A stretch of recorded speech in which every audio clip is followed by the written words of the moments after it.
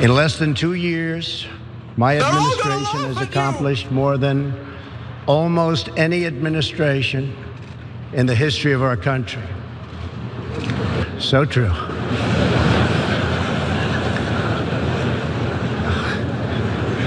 Didn't expect that reaction, but that's okay. Take a look at the oranges. They're all gonna laugh at you!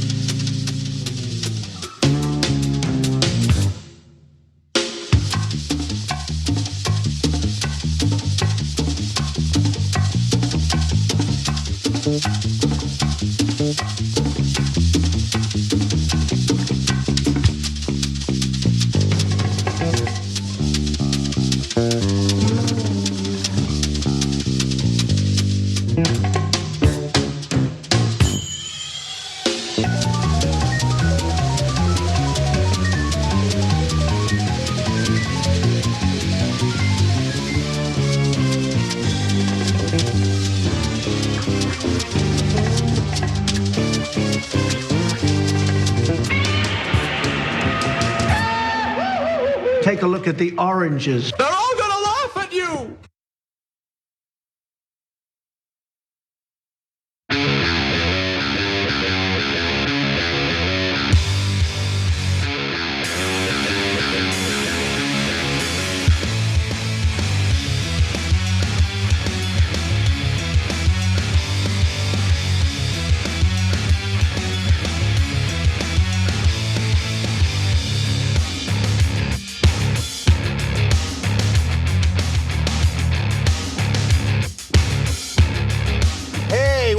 Turks, Jake Ugranik is buried at Bigland. Fun for everybody. We have impeachment, ladies and gentlemen. We have impeachment. It's become a little bit more formal, as you'll see in a little bit. But the story you've gotta stick around for. Yeah, we're teasing you by putting it near the end of the show. Here comes Bernie. Let me just say, you're about to say, here comes Hillary. That's another story. Well, yes, that is a story, but in this context, no good. Yeah, bad. Here comes Chris Cillizza with a pro-Hillary headline. And Chris Cillizza does not hide his disdain for Bernie Sanders. Well, who does, right? In the mainstream media. I mean, even the great news that we have for you guys, the article is replete with anti-Bernie Sanders, subtle jabs for no reason at all. So overwhelmingly good news for Bernie Sanders a little bit later in the program, okay? Yes. But Anna, we got a lot of stuff to talk about. A lot of stuff to talk about. I would like to make a few announcements, get that out of the way, and then get to the stories. So first, I'd like to talk about myself. I will be on an immigration panel. When. Finally. I will be on an immigration panel tomorrow, actually. And if you're in Los Angeles, you are welcome to come. It's titled Our Stories, Our Power. And again, it's on December 6th, tomorrow at 2 p.m. at La Plaza de there at that place that you see. I know how to pronounce it correctly, but I always feel uncomfortable, like I'm doing what Obama used to do with Pakistan, right? Oh yeah. But or La pulling a Plaza de Beto O'Rourke. Cultura y Artes, Los Angeles. There we go. Okay, so check that out. If you're interested in going, just send an email to rdiaz@caimmigrant.org, okay? Also, Shop TYT, I don't know what they're doing. They're doing all these sales. There's a new sale now. Oh, come on, how many sales are there gonna be? Lots of sales. Okay, so today's actually the last day to place orders and receive guaranteed delivery by Christmas. So get free shipping on all orders over $150 today. Well, that's at least a lot of money, so that's good. Yeah, well, and you have to use the promo code MARY at checkout. So go to shoptyt.com, use the promo code MARY, and you'll get free shipping. As in Merry Christmas, not the Virgin Correct. Mary. MERRY is the promo code. We're knocking it, out of the park today. We all have commentary, so we have to get that in. I can't believe we put Merry as in Merry Christmas in the promo code. It should be Happy Holidays. Okay, and then also TYT is now on Xfinity X1, Xfinity Flex, all these different ways to watch the show. So if you have one of those cool gadgets, those voice remotes, all you do is click on that little microphone button and you say, "The Young Turks," if you have Xfinity X1 or Xfinity Flex, and will pop up. Very exciting. That's how you find things on Comcast. And I kept asking, like, but what if you scroll? No, they're like, just say it, okay? So you could also say TYT, but you must pronounce it like Anna. The Young Turks. No, but Jake, everyone does. Everyone does when they're using the voice remote, right? Yeah. Like everyone thinks that they need to talk like a robot, but it is. By the way, to the most random point of all time, Brett Ehrlich actually does talk like a robot. On the phone, if you call Brett, he'll be like, "Hello, this is Brett." But that's his real voice. It's amazing. Really? Next time you talk to him on the phone, pay attention. No, pay attention. You're like, oh my God, it's true. You know what? I had that experience because I think he's more animated in person. I was like, is he mad at me? No, it's just how he sounds on the phone. Yeah. All right. Turns into Zuckerberg. And then finally, geez, all right. And then well, he did go to Stanford. Ooh, I do declare. Where all those well, Zuckerberg didn't go to Stanford, I don't think, but a bunch of like techies. Napster guy did, and I learned that from that movie. Sean Parker. All right. And then Margaret Cho will be on The Conversation. Make sure you check that out. It'll take place on Monday, December 9th. She's a Grammy and Emmy nominated stand-up comedian, best known for her routines that often include social and political critiques. Again, that's on Monday at 8 p.m. Eastern Time, 5 p.m. Pacific at tyt.com/live. Awesome. Yeah, and Kevin Smith reached out the other day, said, "Hey, looking forward to coming back on too." So, all right, not a big deal. I'm just saying. Yeah, name dropping. We made that very quick. Very popular. X-Flex, the triceps. Okay, anyway, all right. Let's do it. Today, I am asking our chairman to proceed with articles of impeachment. I commend our committee chairs and our members for their somber approach to actions which the president had not made necessary. Speaker Nancy Pelosi announced today that she has decided that Congress will draft articles of impeachment. She gives a little more detail in the next video. Take a look. Sadly, but with confidence and humility, with allegiance to our founders and a heart full of love for America, today I am asking our chairman to proceed with articles of impeachment. I commend our committee chairs and our members for their somber approach to actions which the president had not made necessary. In signing the Declaration of Independence, our founders invoked a firm reliance on divine providence. Democrats too are prayerful, and we will proceed in a manner worthy of our oath of office to support and defend the Constitution of the United States from all enemies, foreign and domestic. So help us God. Okay, I don't want to overfocus on style because it's a good day in America. She's announcing impeachment, credit where credit is due. But politicians are funny folks. So with allegiance to our founders and our hearts full of love for America, today I'm asking our chairman to proceed with the articles of impeachment. Okay, a little flowery. But you forgot the part. You forgot the part where she stares and just gulps, like. Yeah, see, but that's the thing. Like, that's hard. Like, to be fair to them, they got to read from a prompter. They don't normally read from a prompter, and it's a super awkward situation. And she's got to go out there and tell us how full her heart is with love. As she, Obama read from a prompter all the time and was very good at it. I know, but he was president. He does it way more often. Okay, so look at me defending Nancy Pelosi. Yeah, so let's talk about a very clear strategy that Democrats have chosen to proceed forward with the impeachment investigation and now in drafting the articles of impeachment. They have gone to great lengths to at least give the appearance that they are saddened by this process. That this is a disastrous thing that's happening. They're not sad. They're saddened by, and so you're gonna see that over and over again. Look, I gotta be honest. I don't even care whether they're saddened or not, right? I don't. Why is that relevant at all? And so the reason why they're using that strategy is because they want to make it appear, and it is. I think that this has been a fair process. I think that they've done everything that they could to get Trump's defenders to actually participate in this and comply with subpoenas to give their perspective, their side of the story. But they have obstructed this in every way that they can. And so look, I think that as long as they have a fair process and as long as the facts are out there and they speak for themselves, that's all that matters.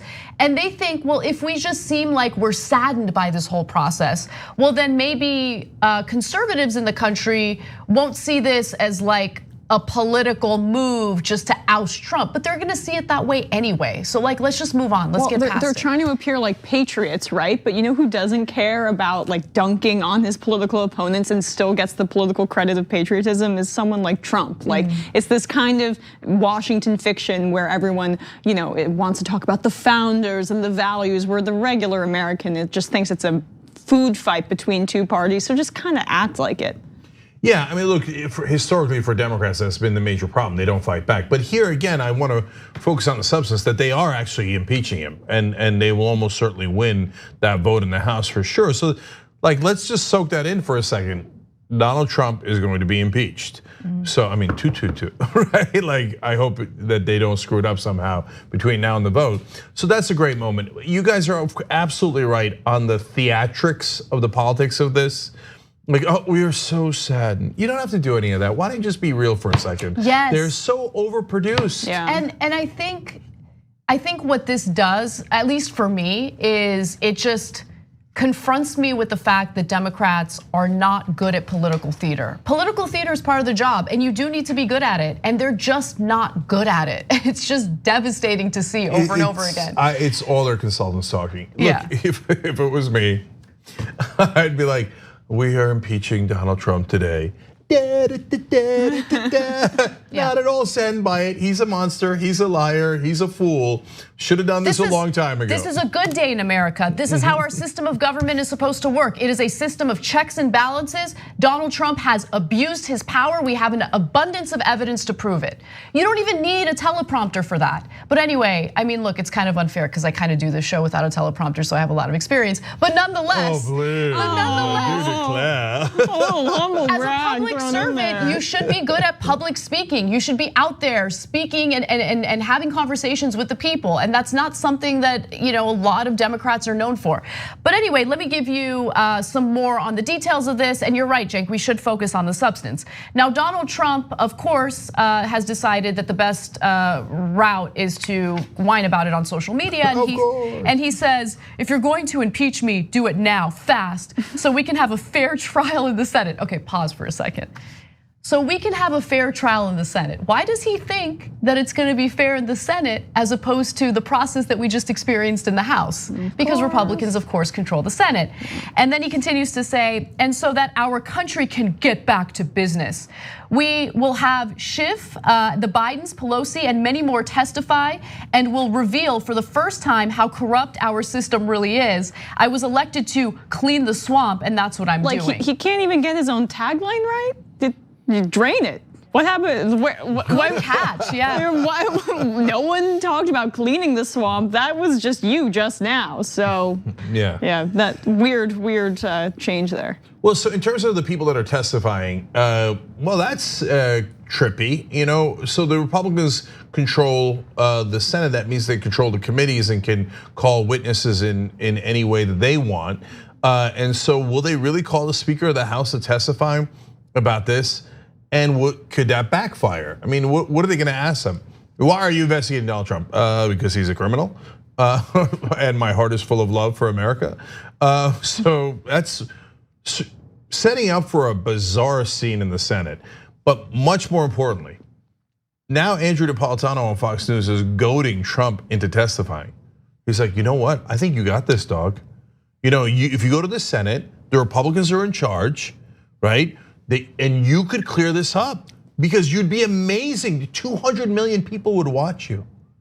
And when he said that, I was like, oh my God, he might do it for the ratings. It would be the greatest ratings ever. No, there needs to be a campaign. like a grassroots campaign to encourage, goad Donald Trump to into buy off testifying. Napolitano to keep this up, so he can be our Trojan horse. We don't even need to buy him off. All the Fox hosts. I mean, if it's coming from us, he's even smart enough to figure it out. But if we get the Fox hosts to all collude, then we'll have him. Well, look, all they got to do is tell them the 200 million people will watch, and they will. They will. It'll be the biggest ratings in American history, Donald. Think about it, okay? Yeah. And who's better at ratings and who's better at speaking to the people than you, Donald? It's gonna be a perfect testimony.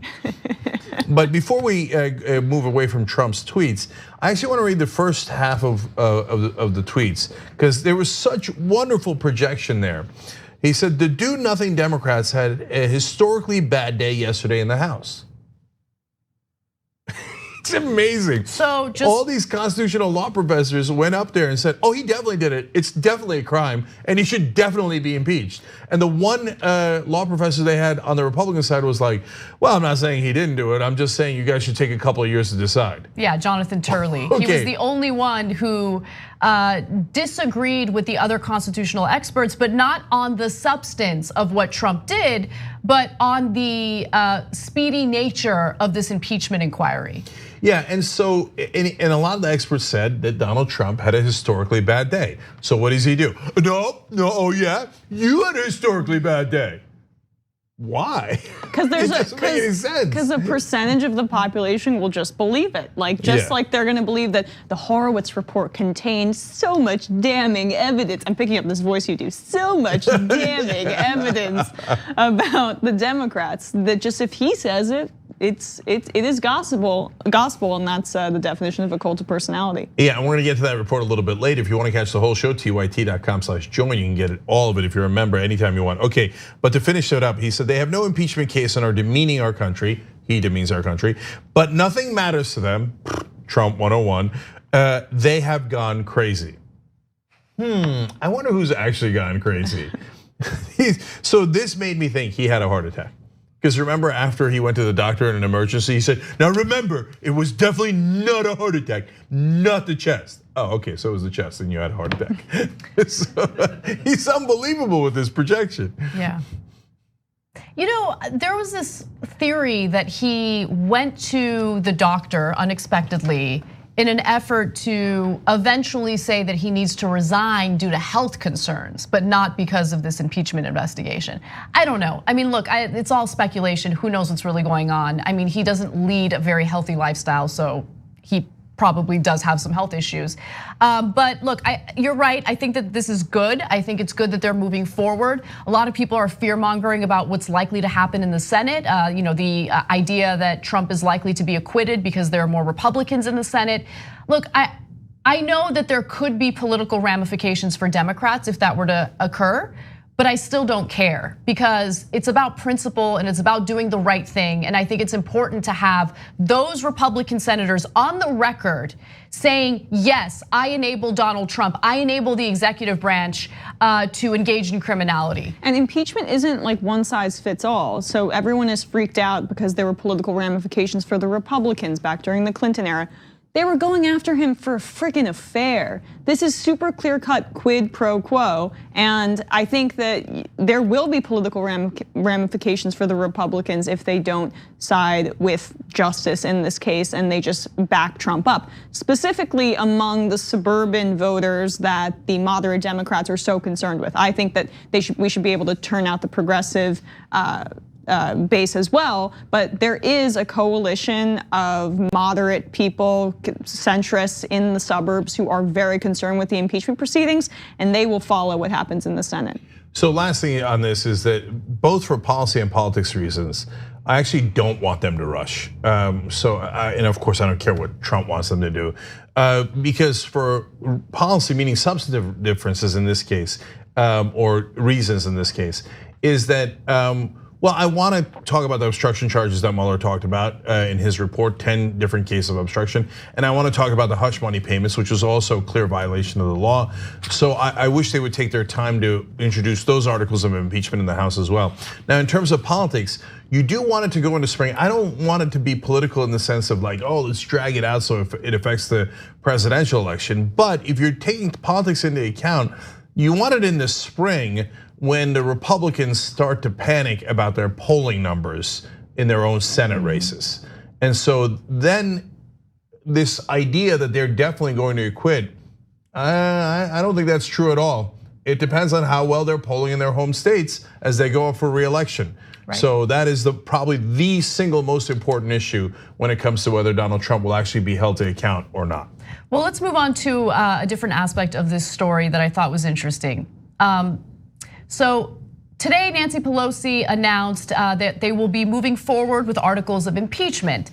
And after she gave her announcement on that, she was asked a provocative question by a reporter with Sinclair Broadcasting Group. And the question was not something that she took kindly to. Take a look. Do you hate the president, Madam Speaker? Because I don't hate anybody. Representative Collins, the reason I asked. We don't hate anybody, not anybody in the world. So don't accuse me. I did not accuse you. You did. I asked a question. You did. Representative Collins yesterday suggested that the Democrats are doing this simply because they don't like the I guy. had nothing to do with it. Let me just say this. I think it's an important I point. think the president is a coward when it comes to helping our kids who are afraid of gun violence. I think he is cruel when he doesn't deal with helping our dreamers, of which we're very proud. I think he's in denial about the Constitution, about the climate crisis. However, that's about the election. This is about the election. Take it up in the election. This is about the Constitution of the United States and the facts that lead to the president's violation of his oath of office. And as a Catholic, I resent your using the word hate in a sentence that addresses me. I don't hate anyone. I was raised in a way that is a heart full of love, and always prayed for the president. And I still pray for the president. I pray for the president all the time. So don't mess with me when it comes to words like that. So before we get to the substance of what she said there, and of course she's getting a lot of applause online and social media, I want to give you some background on who that reporter was. So he actually used to work at Fox News, but he was forced to resign at some point. His name is James Rosen, and according to NPR, James Rosen's former Fox News colleagues said that he had established a pattern of flirting aggressively with many peers and had made sexual advances toward 3 female Fox News journalists, including 2 reporters and a producer. And his departure followed increased scrutiny of his behavior at the network. And that's according to colleagues who spoke to the media. So that's who that guy is. And he's clearly conservative. He's now working for Sinclair, which again is very conservative, just like Fox News. But nonetheless, what do you guys think about her response to it? Well, as a lapsed Unitarian, I found her pointing a little weird, but that's really my only. I mean, it was like, I'm glad she pushed back. It was kooky and weird. I don't understand what her Catholicism has to do with it at all. That guy's a jerk. He's a terrible guy. It was corny, but you know what? Like, hey, showing a little fight in her own way, to put it delicately. Yeah, no, I agree with Emma. I got mixed feelings on it. I like that she fought back. I'm super happy about that. I encourage her to do that more. You know, obviously we're stylistically different, and so yeah, I don't like Donald Trump at all. So if you want to say, do you hate Donald Trump? Sure, why not? No, he's given us, not even sure he's why given us 1,000 reasons to dislike him, despise him, hate him, whatever adjective you want to use. But she's right about the pushback on the question, because this isn't about our dislike of Donald Trump. This really is about him violating the law. Like if the most ardent progressive came to me and said, okay, we don't like Donald Trump's policies, let's say the Muslim ban, okay? Let's impeach him over that. I'd say, no, I don't agree. If you didn't want the Muslim ban, then you shouldn't have voted for Donald Trump. That's what the election was about. And he's terribly cruel to all immigrants. But he was very clear about that during the campaign. It's not like he hid it. And the people voted for him. So then don't vote for Republicans, don't vote for Donald Trump. I wouldn't want to, in that sense, overturn the election. It is what it is. We live in a democracy.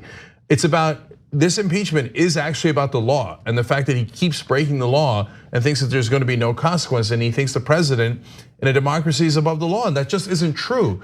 So these gross violations of our Constitution. So Pelosi, as much as I wouldn't have talked about like love in my heart and I pray for him, the only thing I pray about Donald Trump is pray that he gets out of office as quickly as humanly possible. So I wouldn't have gone in that direction, but we're different people. But the substance of her answer is exactly right. This isn't about politics. This is about upholding the law. But also implicit in his question is that hatred for him would cause her to be emotional about the impeachment proceedings, which is clouding her judgment. One could interpret that in a way that might imply sexism and would not be asked of other male leaders, perhaps. And it would be consistent with this former Fox News hosts and reporters past. And it's a common defense of Donald Trump and a common statement or talking point that conservatives use against the impeachment process. They argue that this is not about the facts, that it's just about Democrats who are incredibly angry that they lost in 2016, and this is their way of trying to remove him from office. I mean, look, again, what matters is the evidence, and when you have more than a dozen people who have worked with Trump, some of whom gave him $1 million for his inauguration, testifying against him and showing that there was a quid pro quo, that's what matters. Yeah, so last thing on that is, of course, is with all Republicans and conservatives, is projection. So why did they impeach Bill Clinton? Because they were really concerned about a sexual affair that he had? Remember, at the time, Gingrich was having a sexual affair, and so was Livingston. So the two heads of the Republicans in the House, right? And Livingston eventually had to resign because his was an absolute mess that involved legal violations, etc. So now, why did they impeach Bill Clinton when they was supposed to be at a real estate deal, and it turns out he didn't do anything wrong in the real estate deal? They impeached him because they hated him, and they were just looking for excuse, any excuse. So they project that on the Democrats. Oh, you must be doing the same thing we do. We don't really care about the law at all. We just hate the guy and wanted to impeach him. Right. Well, no, that's not what the Democrats are doing. In fact, the Democrats are far too cautious in how they fight against the opposing party. So it took us a Herculean effort to get Pelosi to even start these hearings in the first place. All right, well, we got to take a break. When we come back, we will show you the findings of the investigation into the Mueller investigation. Remember, the Trump administration has claimed all sorts of conspiracy theories about the intelligence community. So what did their investigation find? We'll tell you the details when we return.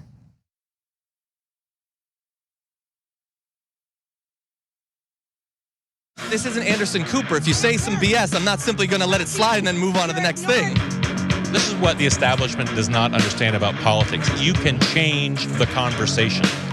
This is my place in that broader revolution. We first have to fight to prove that we are human. We then have to fight for our freedom. Then we fight for our equality. And now we are fighting for our survival because your militarized police force thinks it's okay to shoot us at any point in time. Look at what's happening in society today, and it's hard not to think about what was going on in the 50s and 60s. We're all out here. Everybody that cares about where this country's going, we're out here. We are gonna win this fight. We are gonna transform this country. Whoever wins this primary wins the seat. We just took down one of the top establishment Democrats in the country. Down goes Crowley! Down goes Crowley! This is the beginning. What do we got? We got GOP in the house.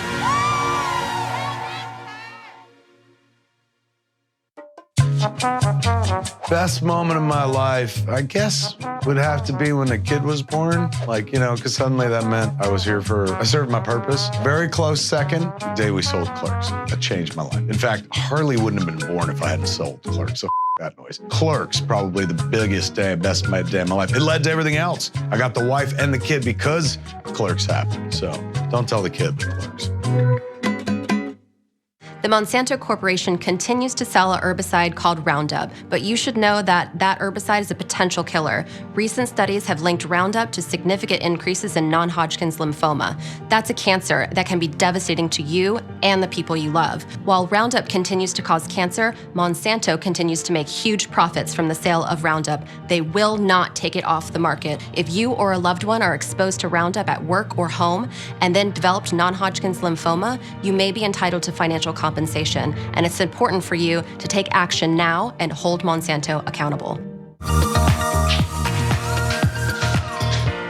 Magic. It's showtime.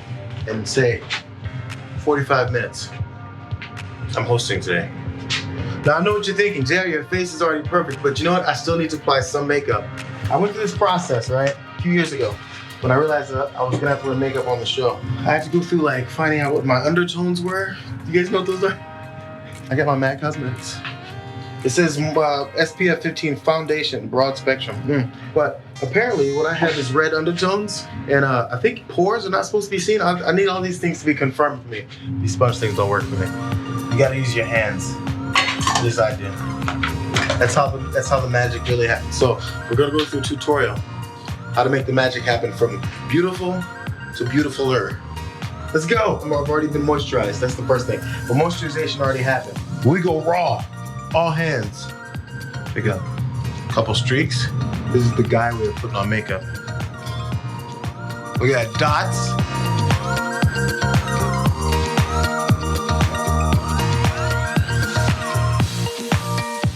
There's some shiny points that generally happen. First of all, here we go. You dust here. I'm putting way too much, but you dust. Oh, get the excess off. You don't want chunky powder. There's like a T-zone, I think, right? Mine is a double T-zone. Because I went middle and another cross. Make sure your nose isn't all shiny. People get on you for it. They'll say, that's not a good point you made on there, JR. Your nose is shiny. You guys are picky like that sometimes. I think that's about it, fellas and ladies. See you guys next time. Bitsies.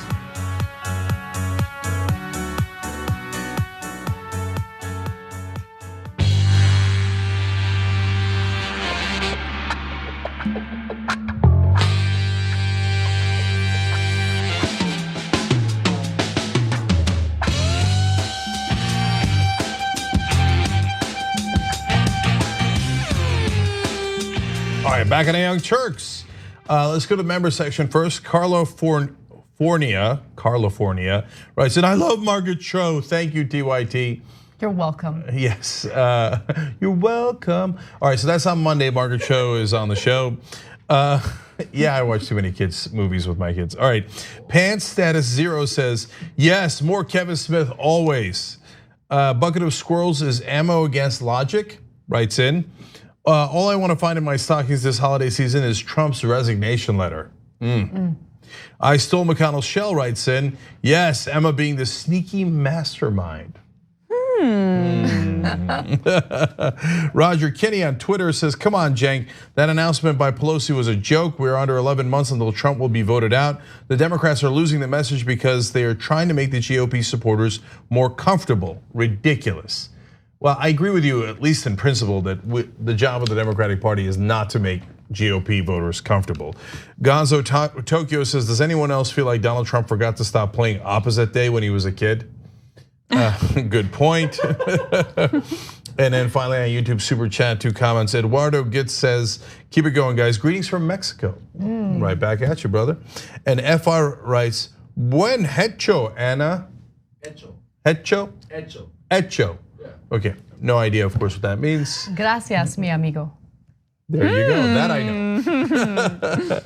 All right, rock and roll, what's next? All right, so Donald Trump had been complaining about all these conspiracy theories regarding the Mueller investigation. And so as a result, he wanted his Attorney General, William Barr, to investigate the investigation into Russian meddling and possible collusion between Donald Trump and Vladimir Putin. And he would talk about it a lot, especially in public. Remember this? I hope they now go and take a look at the oranges of the investigation, the beginnings of that investigation. You look at the origin of the investigation. The Mueller report, I wish, covered the oranges, how it started. Well, those oranges have been juiced and William Barr has come up with nothing, okay? In fact, the Washington Post got the scoop on this story and I love this headline. It shows that no, nothing. Barr's handpicked prosecutor tells Inspector General he can't back right-wing theory that Russia case was US intelligence setup. So let's give you the details on that. What does this all mean? Well, John Durham, the US attorney chosen by William Barr to lead the investigation, told the Justice Department's Inspector General, who conducted his own probe, that he has found no evidence to support claims that a Maltese professor who spoke with former Trump campaign advisor George Papadopoulos was secretly a US intelligence asset. Ooh. So the intelligence agency said the professor was not among their assets, and Durham informed Horowitz's office that his investigation had not produced any evidence that might contradict the Inspector General's findings on that point. So that Trump supporter I spoke to, who said that this was all going to exonerate Donald Trump, the Horowitz report, it was going to get all the Democrats. It sounds like that's not going to happen. And yeah, my one non-substantive point is that William Barr looks like the Mucinex man. Does anyone notice that? Yes. Okay. The Mucinex, like cartoon character? Yeah, definitely. Yeah. Okay. 100%. There's been a couple of comparisons, Pepe the Frog. Oh, right. Yes. And others. Okay, so look, I love that we wasted taxpayer money, sarcasm, investigating this wild conspiracy. I think it was a professor from Malta who actually was a CIA agent who started the investigation of Donald Trump as a plan. Or FBI or whatever conspiracy theory QAnon came up with and we wasted taxpayer money on. But here it is, Durham was picked by Barr to be a lackey. He was known as that. In fact, when he was announced, a lot of people were concerned. They're like, oh my God, Durham's gonna do this investigation? He'll find anything to blame the Democrats and pretend that this happened. And he couldn't even do that? Yeah, he didn't do it.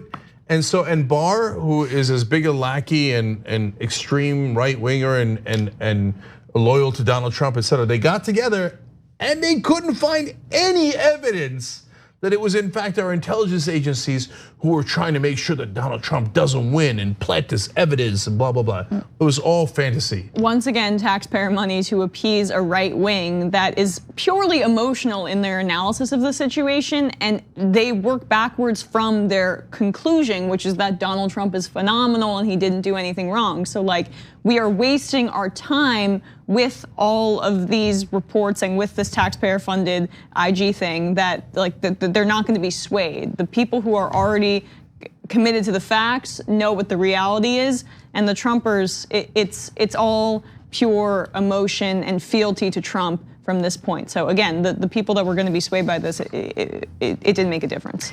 Yeah, I just want to clarify. So Durham was appointed by William Barr to pursue this at the Justice Department level.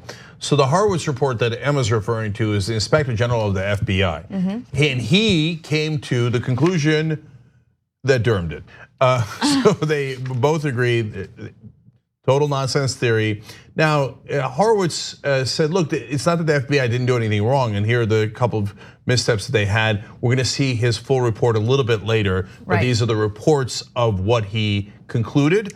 And so we'll see what things that he thinks the FBI did wrong, but he apparently concluded, no, it was not a setup. They were not trying out to get Donald Trump, and there was no plot against them at all. So I can be a little more specific because the Washington Post was able to review a draft of Horowitz's report, even though it hasn't been made public yet, hasn't been finalized. And so just to give you a sense of the wrongdoing by FBI officials, they just found examples of members of the FBI who don't like Donald Trump, because they're humans and humans have political opinions, right? But Horowitz determined that their dislike for Donald Trump did not in any way negatively impact the fairness of the Mueller investigation. There was one example of an FBI lawyer, Kevin Kleinsmith. Horowitz found that a low-level FBI lawyer, Kleinsmith, doctored an email that was used as part of the warrant application process, potentially significant misconduct that Durham is now exploring as a possible crime. Horowitz found that he sent messages suggesting a dislike of Trump, including one saying, "Viva la resistance." And so the whole idea there is, look, they're trying to get a warrant, and including something like that in the email is gonna make maybe a judge issuing the warrant question whether or not there's like some sort of political motivation behind it. Yeah, to be fair, he didn't put "Viva la resistance" as the email for the judge, then he wouldn't have gotten the warrant. It was in a separate text, I believe. So what the Inspector General is saying is he might have changed an important material part of the warrant to get the warrant, and that is problematic, and it really is. No one should do that. It doesn't matter who you're investigating. And we don't know if it was something that would have changed the outcome of whether they could have gotten that warrant or not. So that's important, and if he did that wrong, he should be held accountable for that. Separately, they're saying he didn't like Trump, he did "Viva la resistance." But at the end of the day, none of this was driven by political bias, and none of his superiors at the agency said, "Hey, go do this. Hey, we've got a plot against Trump. Hey, make sure you doctor the warrant." No, it's one guy on one warrant that did not affect the rest of the case at all, from what we see so far reported in the Washington Post. And then in terms of what the Trump people will cling on to, it doesn't. That's what they'll cling on to. Yeah, of course, it doesn't matter that the Inspector General overall said there was no plot. They were not out to get him. The political bias did not affect the overall process. It doesn't matter that Durham, their handpicked guy, says there was no evidence at all. What they'll cling on to is the warrant was documented and they didn't like Trump. They didn't like Trump. But wait a minute, more than half the people at the FBI, based on, now there was no poll done to be fair, but based on internal reporting from sources at the FBI, voted against Hillary Clinton. And they definitely, those folks did not like Hillary Clinton at all. That doesn't mean there was a plot against Hillary Clinton. By the way, if there was a plot against anyone, it would have been Hillary Clinton because she lost. What kind of a plot does the FBI run where Donald Trump wins? Right? It makes no sense at all. Not liking a particular political candidate is not remotely an issue. It's if you use that to actually doctor evidence or fix a case or do a plot against someone, that would be problematic. And both different people looking into this case said that did not happen, definitively did not happen in terms of a plot against these folks by any higher ups or overall organization. If we never talk about the Mueller investigation again, I would be very happy. Like, I'm so sick of it at this point. I'm just sick of it. I'm sick of everyone who's involved in it. I'm sick of the fact that Democrats emphasized it for so long and decided not to pursue the obstruction of justice charges. 10 instances of obstruction of justice in Democrat. Like, Trump doesn't realize he's the luckiest man alive. 100%. Luckiest man alive in the political world, because any other politician, both Democrat and Republican, wouldn't get away with this kind of stuff. Donald Trump has consistently, and he still whines and cries about it. The only reason why we're still talking about the Mueller report is because of Trump and his lackeys. Yeah, let it go. You got away with it. Let it go. Yeah, 100%. I mean, God. Pelosi was handed a gift of 10 obstruction charges, and she chose to throw it away. If I was Trump, I'd be like, shh, don't ever talk about it again. I can't believe we got away with it. But he can't help himself. He digs the hole deeper. Okay, well, let's do an investigation on the Mueller report so that everybody can talk about it again. Such a knucklehead. All right, so we're gonna take a break. When we come back, Betsy DeVos's proposal with what to do with student loans will infuriate you. So I'm gonna give you the details on that. And then we will cover the protests that have been happening in Iran. Come right back.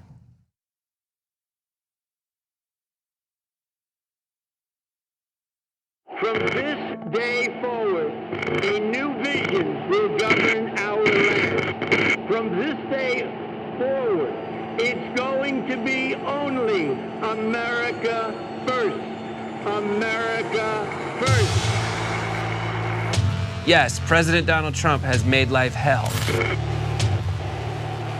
Everything is always about race because the sitting president, known for his trigger Twitter fingers, somehow kept it tight-lipped over the Nazis who returned to Charlottesville last week. If Republican politicians genuinely cared about all lives, we wouldn't be facing the largest wealth redistribution in American history.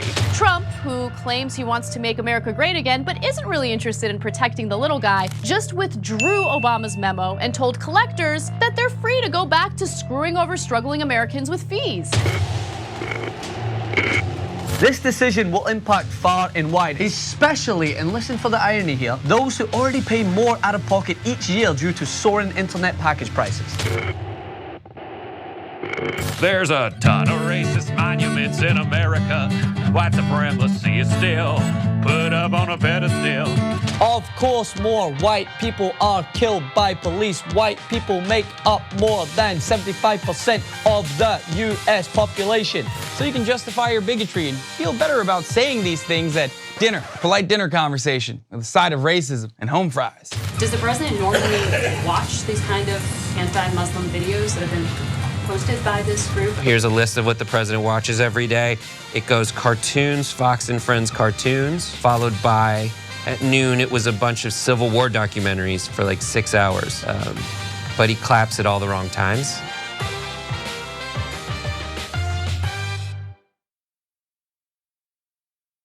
My name is Jamal Bowman, and this is The Road to Revolution. If Medicare for All and free college and trade schools and increasing funding in education and restoring our prison system, which is broken and torturous, and immigration rights and having love for all humanity makes me a socialist, and I'm a socialist. Going against Elliot Engel, he's been there 30 years. He's not turning out the vote. It's time for new leadership. It's time for a new vision. Peace and love to the district, peace and love to the country, peace and love to the world.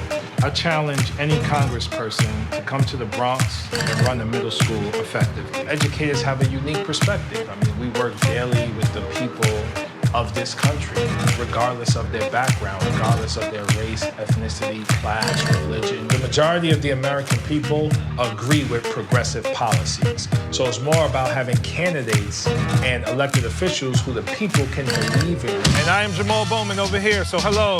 Good morning, good morning. Not sure what to get your loved ones for the holidays? Well, we're bringing back the annual membership gift option just for you and yours. I always found to be kind of a funny thing to say, you and yours. Anyways, just head to tyt.com/gift to send a friend or family member the gift of unlimited access to TYT.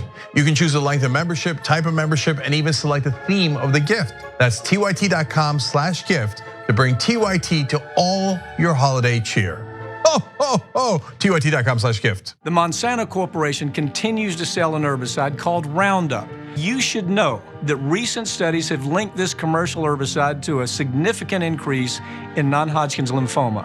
A diagnosis of this type of cancer can be devastating to you and your family, while Monsanto continues to profit from these sales. If you or a loved one were exposed to Roundup at work or at home and then developed non-Hodgkin's lymphoma, you might be entitled to financial compensation, and you have a right to take action now.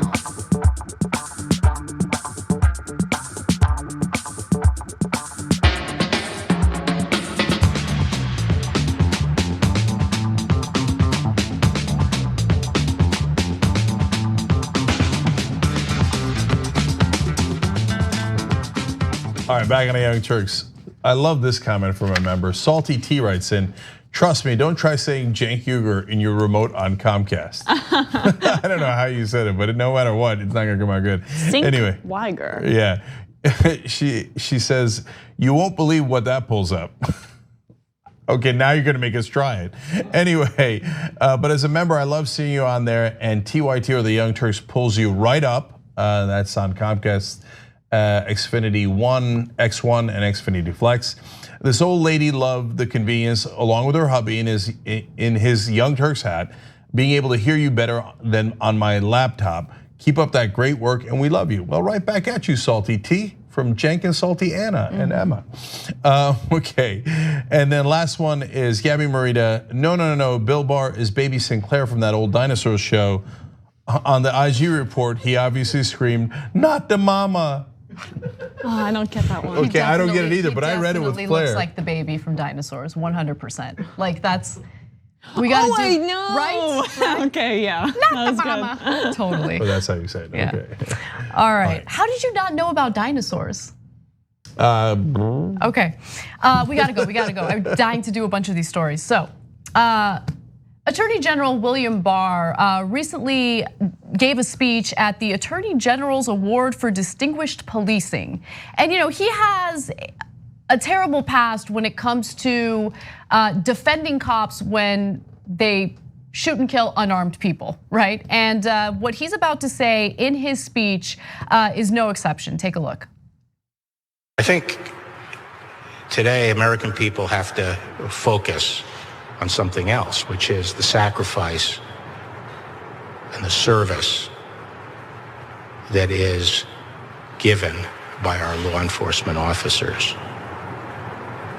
And they have to start showing more than they do, the respect and support that law enforcement deserves. And if communities don't give that support and respect, they may find themselves without the police protection they need. So he is, that's basically a threat. If you don't bow down to cops, regardless of how they behave, regardless of what they do, and if you demand social reforms, if you demand reforms in policing, well then maybe you're not gonna have any protection when it comes to cops. And that's a terrible thing to say. Historically, he has not been supportive of reforms for police departments. And there was a great point made by Sean Collins over at Vox. What Barr failed to note and has failed to address as Attorney General is that tension is not born of a lack of respect, but of fear, anger, and a lack of trust that comes from concerns over police shootings, including the shootings of unarmed Black people, and tactics like stop and frisk and kettling or cordoning of crowds at protests. Well, it just reminds me of those old mob boss movies where they say, if you don't skim me off the top, old corrupt cops, you might find yourself without police protection. And that's really what he's saying. It's a veiled but not so veiled threat at communities. Who do we think he's talking about there when he's speaking directly to cops? He knows what he's saying. He knows that it's a dog whistle. And later, he talks about how everyone needs to resist police and there should be zero tolerance for resisting police. Resisting can mean whatever police want it to in that moment, and we've seen them fabricate that charge specifically over and over again because they're emboldened by people at the top like William Barr who want them to behave like some sort of Gestapo light. Yeah, it's definitely a mob move to say. I would hate to see you not have any protection, right, and see what could happen then. And sorry, just really quickly, like the communities that are under siege like this, they don't see it as protection. They see it as an occupying force, and the police treat them as such. So it's not really a threat. If the cops left them alone, they'd be pretty happy, to be honest. Yeah, so we actually, of course, need policing to actually serve the communities. And if they did, then we wouldn't have any of these issues in the first place. And so I have to confess that when I first heard it, I was naive at this late date, at this late age. And I thought that he was threatening like liberal cities because he's done that in the past. And then I reread it, I was like, oh no, he doesn't mean that. When he says the word communities and not cities, towns, or any other word, he's referring to minority communities, African-American communities. And so I guess you could argue it's a dog whistle because I missed it on the first time around, but it's not much of a dog whistle the minute anybody tells you that, like, oh, certain communities might find themselves without police protection. What does that mean in the context of America today? It clearly means, hey, all you guys saying Black Lives Matter and complaining about how police shoot you when you're unarmed and they shoot you in unjustified ways. Well, those communities are the real problem because they don't respect cops. Well, how about Tamir Rice, who was 12 years old? And the cops shot him in 2 seconds flat and murdered him and killed him. And so they didn't give him a chance to put down what was his toy, and they pulled right up to him and shot him dead, 2 right? 2 seconds, that's all. Yeah, well, what respect? You didn't give him a chance. How about you respect the community you're supposed to protect and serve? But they hate that. That gets under their skin. Guys like William Barr. They're like, I don't want to protect and serve those communities. Because Emma's right there. He has the idea of an occupying force. And so, yeah, I wanted to say one more quote of his later, but yeah, yes. I just wanted to make a note that, a person that I can think of right off the bat who doesn't actually respect or care for law enforcement is William Barr and the president that he's working for. 100%. That's the quote I wanted to read. In an August speech, a different speech, he said, "That is the emergence in some of our large cities of district attorneys that style themselves as social justice reformers, who spend their time undercutting the police, letting criminals off the hook, and refusing to enforce the law." Are you kidding me? You just described yourself. Refusing to enforce the law, letting criminals off the hook. Yep. That's literally what you were hired to do in the case of Donald Trump. Well, there's a difference between the white collar criminals and people like Trump, who he has no problem serving as a lackey for, and disenfranchised groups of people, powerless people. Those are the ones that he has absolutely no respect for whatsoever. And look, one thing that I wanted to note is, for some reason, for conservatives, in the context of cops wrongfully shooting and killing innocent unarmed people, they have no problem, saying like no criticism. They're not allowed to be criticized. Cops, for some reason, it's the only profession where you are not allowed to criticize or critique, right? Every other profession, there is criticism, there is critique, and oftentimes that critique helps people be better, do better. The reforms help people do their jobs better, period. So critique shouldn't just be outright rejected. No one is above the law, including cops. And so if you look at the statistics, and I wanna go to the last graphic in this story, the evidence bears it out. There needs to be reforms. Like, they are paid by taxpayers in an effort to keep communities safe. Killing unarmed, innocent people is unacceptable. So this year, researchers analyzed data on fatal police encounters from 2013 to 2018 and found that Black Americans are 2.5 times more likely to be killed than white Americans. Over the course of a lifetime, 1 out of every 1,000 Black men can be expected to be killed by police, the researchers found. The rate for white men was on a different order of magnitude, 3.9 deaths for every 10,000 white men. On the same scale, that's 10 Black men killed for every 10,000 Black men. So look, I bring that up because there's obviously a bias there, right? And so there needs to be a solution to it. Why is it unacceptable to talk about solutions so people aren't, killed the way that they are? Like, it's just, I don't know. I don't understand why they take this stance. One thing that's indisputable is they are clearly much more bothered by critique of the police than they are bothered by innocent men being killed. So if William Barr, who is the top law enforcement official in the country, cared about protecting the community, which is supposed to be the point of law enforcement, he would be at least equally outraged at the innocent people being shot by cops. But he shows absolutely no concern over that, and shows all of his concern for how dare you criticize cops who have shot and killed innocent citizens. Isn't that amazing? All right, let's switch gears, talk about student loans. Betsy DeVos doesn't want to have to deal with student loan debt. In fact, she was held in contempt of court because she was supposed to cancel student loan debt for students who had been victimized by the fraudulent activity of for-profit colleges. She refused to cancel that debt, was held in contempt of court. Now she's like, you know what? Why is the government dealing with this? Why don't we find an independent organization that deals with student loan debt? So let me give you the details of what she's doing. Common Dreams wrote that DeVos this week proposed handing over the federal government's $1.5 trillion student loan portfolio to a standalone government corporation. This means that she'd want to privatize this. DeVos's plan would spin off the Education Department's Federal Student Aid Office into a new and supposedly independent federal agency.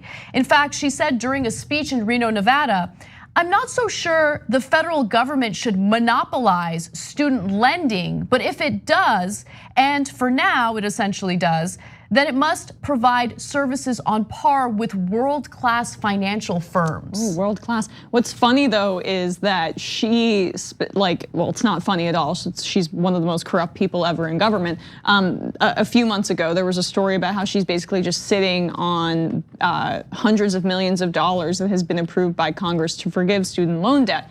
Why? Because her family and her financial interests are heavily invested in student loan payments. And also, if they all get wiped out, then how is she going to get that juicy interest rate, or how is she going to get all of the money that that comes to her when these students are unable to pay? It's predatory, and she's literally just sitting on congressionally approved money, and I think in a bipartisan way, purely to enrich herself and her family.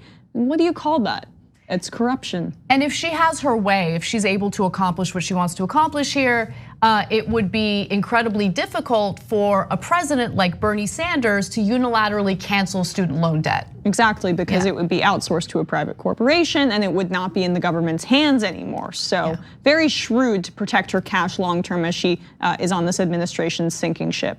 And then at that point, they would claim like, oh, this is the government seizing private property. This is outrageous. We gave it to the private banks. Wait a minute, it was from the government in the first place. Hence the need for this trade. Look, I used to think that that even the bad guys had to sleep at night, so they had tell themselves pretty little lies, and so they could look at themselves in the mirror.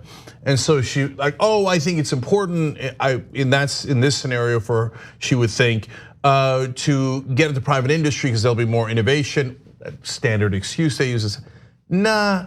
In this case, there's really absolutely no excuse at all. They want to make sure that they protect that $1.5 trillion that they're making money off of. Her family is heavily invested in the student loan industry.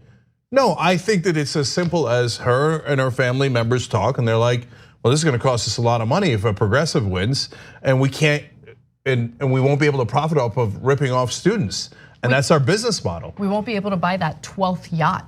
Well, to be fair, 11th, she only has 10. Oh, I thought she had 11. And I think one of them floated off. Did we not? Did you hear about that story? Yes, and they were outraged because they think somebody cut the rope.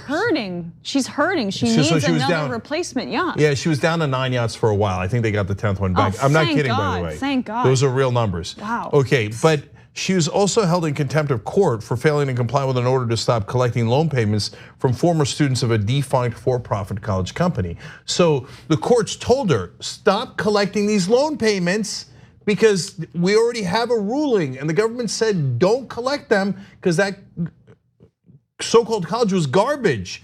And they gave these diplomas to people or didn't give diplomas to people because the whole thing was a scam.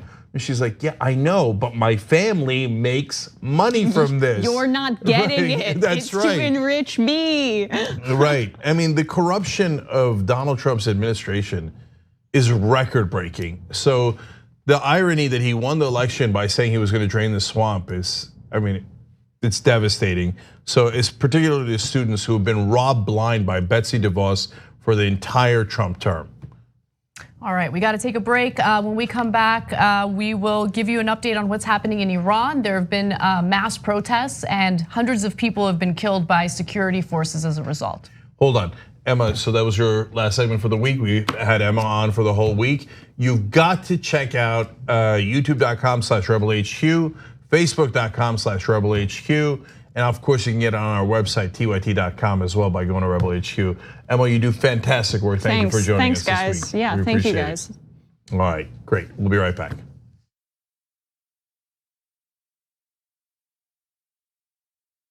All right, well, the Young Turks special election day coverage dropping. An amazing power panel. Look at this panel. You want to talk about power? Like a smart Destiny's Child. We're all too strong. We spun a revolution.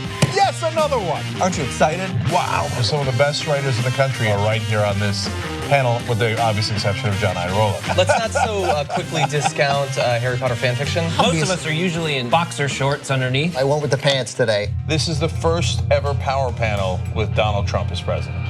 We have elected the top Twitter troll in the country. We have to stop pretending that race is not an issue in this country. Now keep in mind, racism had gone away until Barack Obama brought it back. That's right. They want to protect life so much that they want to ensure that insurance companies don't cover your maternity care.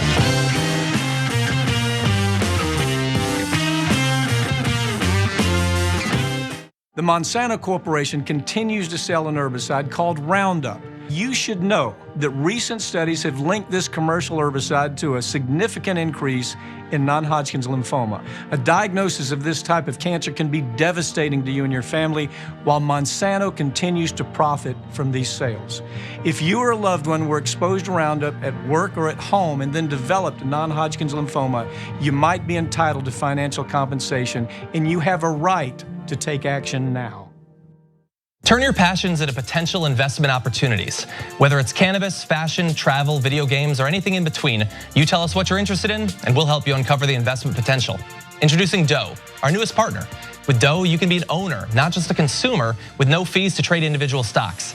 Doe provides your daily one-stop investment shop with lists of companies that relate to your personal interests, relevant news on your favorite stocks, and videos that unpack today's money-moving headlines in under 3 minutes.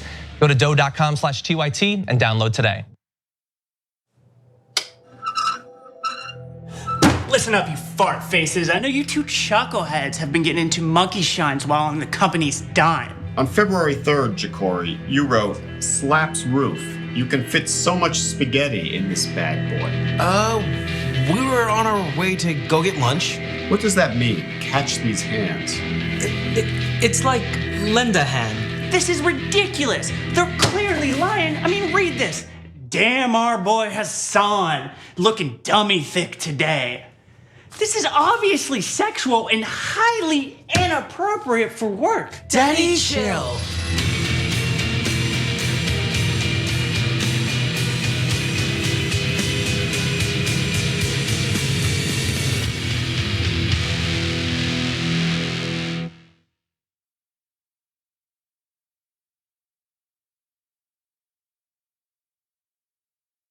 Hi everyone, my name is Julie. I work on PR and marketing for TYT. I'm about to show you guys my collection of political memorabilia. So let's get started with the Obamas. Hi Michelle. I like to wear one on each foot so I can say that I'm walking with the Obamas. To the right is my Abraham Lincoln tote. So I get to be eco-friendly and I get to take Abe with me on my errands. And of course, can't be without my socks filled with Abe Lincoln's face. Duh. Brand new Bill Clinton socks.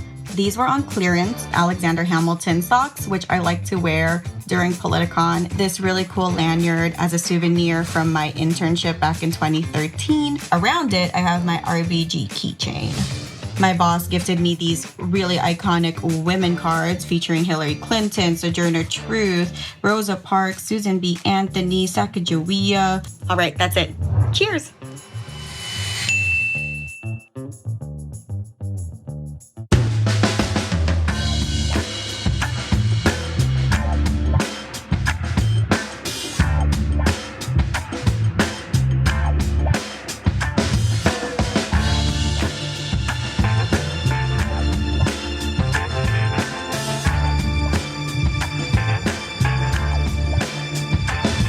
All right, back on the Young Turks. SMMFH till it falls off writes in, oh my gosh, I just found you guys on Xfinity, too cool, and hashtag too strong. Hey, how you doing? So if you have Comcast Xfinity, just say the Young Turks and you will get us, or TYT. Yeah, but you have to say it that way. So Halia writes in, also Barr's threat means that he won't protect those communities from hate crime. So that's even more haunting. So those are our members. Thank you guys, tyt.com/join. Man, we got great stuff for you guys. First of all, new edition of Postmates is coming out later in this month, if you're a member. And secondly, we got personalization coming up for all you guys. So register on the Young Turks, put up your picture, get some info on there. Eventually, whatever you want to be public will be public. Whatever you want to be private will be private. But we got change coming, change is coming. You guys are gonna love what's gonna happen on tyt.com. All right, anyways, now last couple of comments here are from Twitter and Super Chat. So Eddie O'Donnell says, won't somebody please think of the yachts? Okay, good point, Eddie. The poor yachts of Betsy DeVos. So go to YouTube Super Chat. Wolf1138 says, so I was having a comment with my dad on the weekend, and we had an argument about Trump, which culminated in him saying that I need to stop watching left-wing media like CNN. And then he goes, ... if he only knew about TYT. Okay, well, you can tell him, you could make him aware. By the way, you could even give him a gift of membership, tyt.com/gift. Drive them crazy. Drive your dads crazy. Give them TYT. All right, and finally Murphy says, I like cops until they shoot me, which seems a fair point. All right, thank you for using YouTube Super Chat, everybody. All right, what's next, Anna? All right, so the negative impact of Donald Trump pulling out of Iran's nuclear deal and then implementing incredibly harsh sanctions has now culminated with an uprising in the country. And as a result, security forces have killed hundreds of protesters. That's according to a new report by Amnesty International. Now, I would argue that the mainstream press in America isn't doing a decent job in drawing the parallels between this uprising in Iran and what Donald Trump did to basically stoke tensions among the Iranian people and the Iranian government. But understand, there is corruption in Iran. There's a lot of frustration about that corruption as a result, and this issue that really broke the camel's back was the rise of gas prices in the country. Now, the Iranian government had been subsidizing gas for a long time. Because of the sanctions, they weren't able to do so the way that they had in the past, and that led to an increase in prices. And once the people of Iran saw that increase in gas prices, they decided to take to the streets. So let me give you details on what's going on. Widespread economic discontent has gripped the country since May last year, when President Donald Trump imposed crushing sanctions after unilaterally withdrawing from Tehran's nuclear deal with world powers. And Philip Luther, who's with Amnesty International and released the report on how many people have died as a result of security forces bearing down on them, says that this alarming death toll is further evidence that Iran's security forces went on a horrific killing spree that left at least 208 people dead in less than a week. I also want to note that the actual death toll is likely to be much higher. The protests erupted after a massive increase in fuel prices. Iran sought to suppress information about the deadly crackdown by imposing a near complete internet shutdown across Iran. That took place over the course of about 10 days. Now, I want to just quickly go to a reporter, Iranian American reporter who's been focused on this story. She was interviewed on Democracy Now! And she gives us a little more insight on what's going on. Take a look.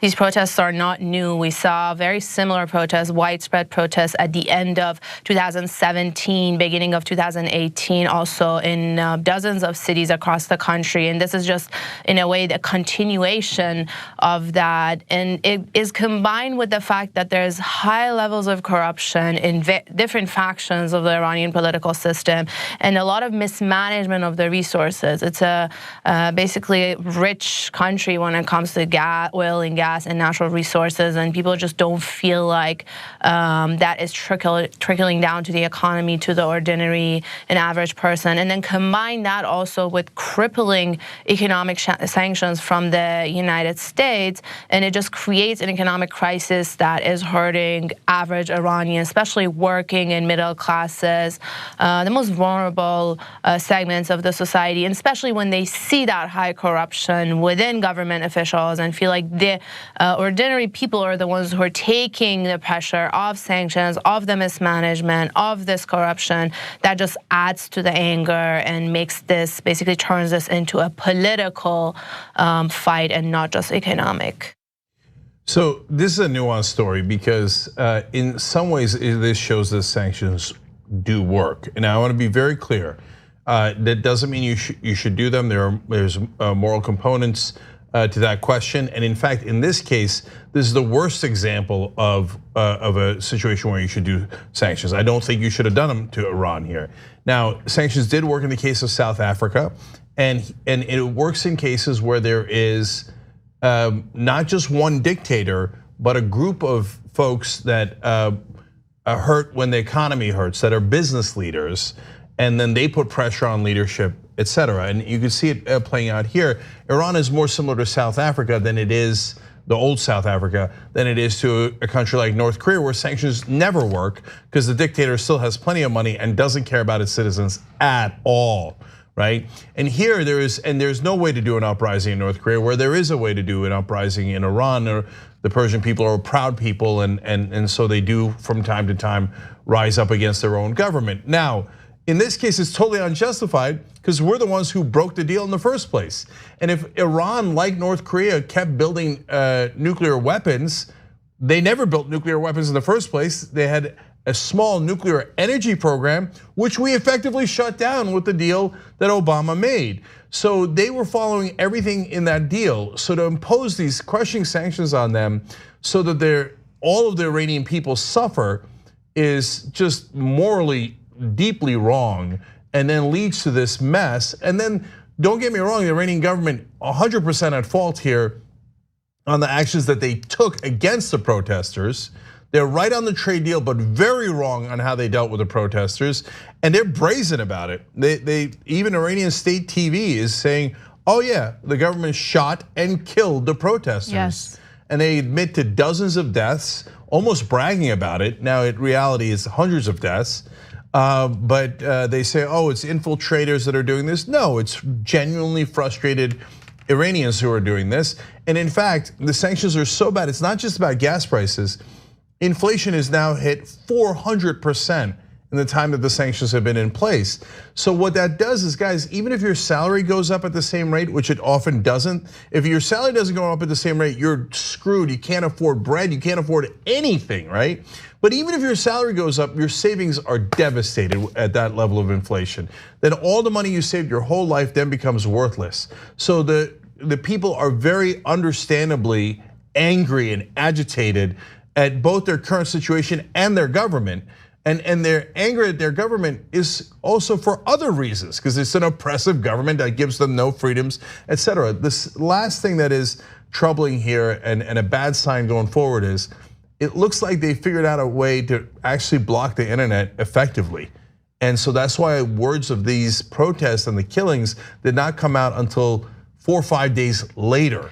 Right, so okay, so let me elaborate on that a little more. First off, that made it very difficult for journalists to get facts on the ground. And that was an issue because this protest has been going on since mid-November. And look, the Western media's coverage of that protest really leaves out how the US has played a role in that uprising. The fact that Donald Trump is elated that there's an uprising there. Because what Donald Trump wants more than anything is to bring Iran, the leaders in Iran, to their knees and to get them back to the negotiating table so he can negotiate a new nuclear deal and put his name on it. Now, the thing is, I mean, look, people from that region of the world, I should know, are incredibly stubborn, and they know that Donald Trump is playing this game, and they're not gonna come back to the negotiating table. And they're right not to, because I mean, I would love for us to be right, but in that case, we're 100% wrong. Right, and so look, and here's evidence. Donald Trump, in response to the protesters, said the following on Twitter: "The United States of America supports the brave people of Iran who are protesting for their freedom. We have under the Trump administration and always will." Okay, you don't support the people of Iran at all. He doesn't care about the people of Iran. They're really suffering now as a result of his decision to pull out of the nuclear deal unilaterally and implement these sanctions. What he wants, and this is, look, this is not just something the Trump administration has done. This is what previous administrations have done. Implement these incredibly harsh sanctions that hurt the people of the country, and maybe that'll lead to an uprising and it'll get the government officials of that country to come and negotiate with the United States, or it might even lead to a regime change. So final thing is, as Iran is not building nuclear weapons or even having a nuclear energy program, they're still abiding by the treaty, even though we violated the treaty, and brazenly so. Now North Korea is threatening to not only continue to build nuclear weapons, which they've built right under Donald Trump's nose, continue to do the missile testing, but they even threatened today to perhaps start calling Trump a dotard again. Okay, so because Kim Jong-un was nice to him for a couple of years, Trump's like, "Oh, build all the nukes you want. I don't care at all," right? Whereas, "Oh, I don't like Obama's deal with Iran. I don't like it. It hurts my feelings." So does he care about the substance of any of those deals? Not one bit. He bragged about how he didn't study about North Korea at all. He said, "I don't have to know about North Korea. I'll know if we're gonna have a deal within 1 second of meeting Kim Jong-un." He literally said that.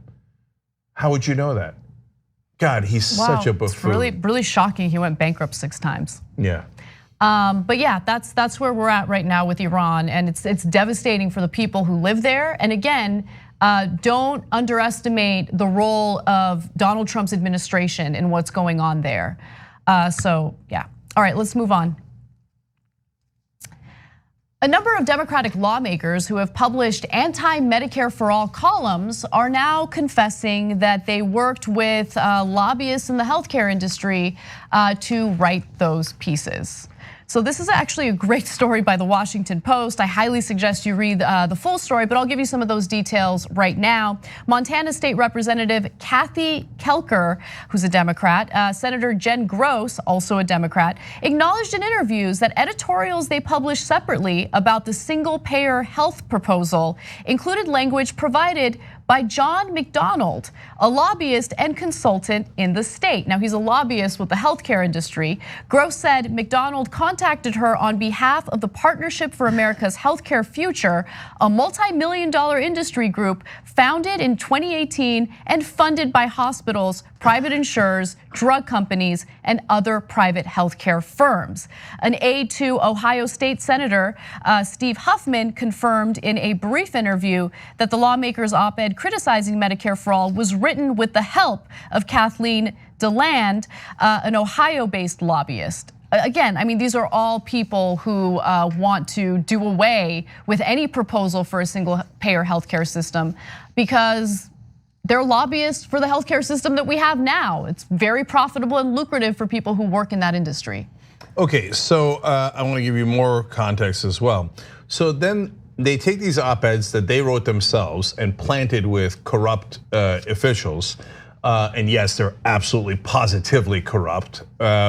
So they then take those op-eds and then email to the rest of the reporters nationwide. And in those emails, the Washington Post explains, they say the partnership linked to op-eds written by these state lawmakers, and at one point citing them as evidence that, quote, voices throughout the nation oppose Medicare for all. Those voices were literally them. They wrote the op-eds, they planted it with corrupt Democratic and Republican officials, state lawmakers, and then they turn around and say, see, the voices are against it. I hear the voices. They also said that, hey, look, it's no surprise that elected officials on both sides of the aisle and many other voices throughout the nation are expressing serious concerns. In other words, hey, Democrats also said it.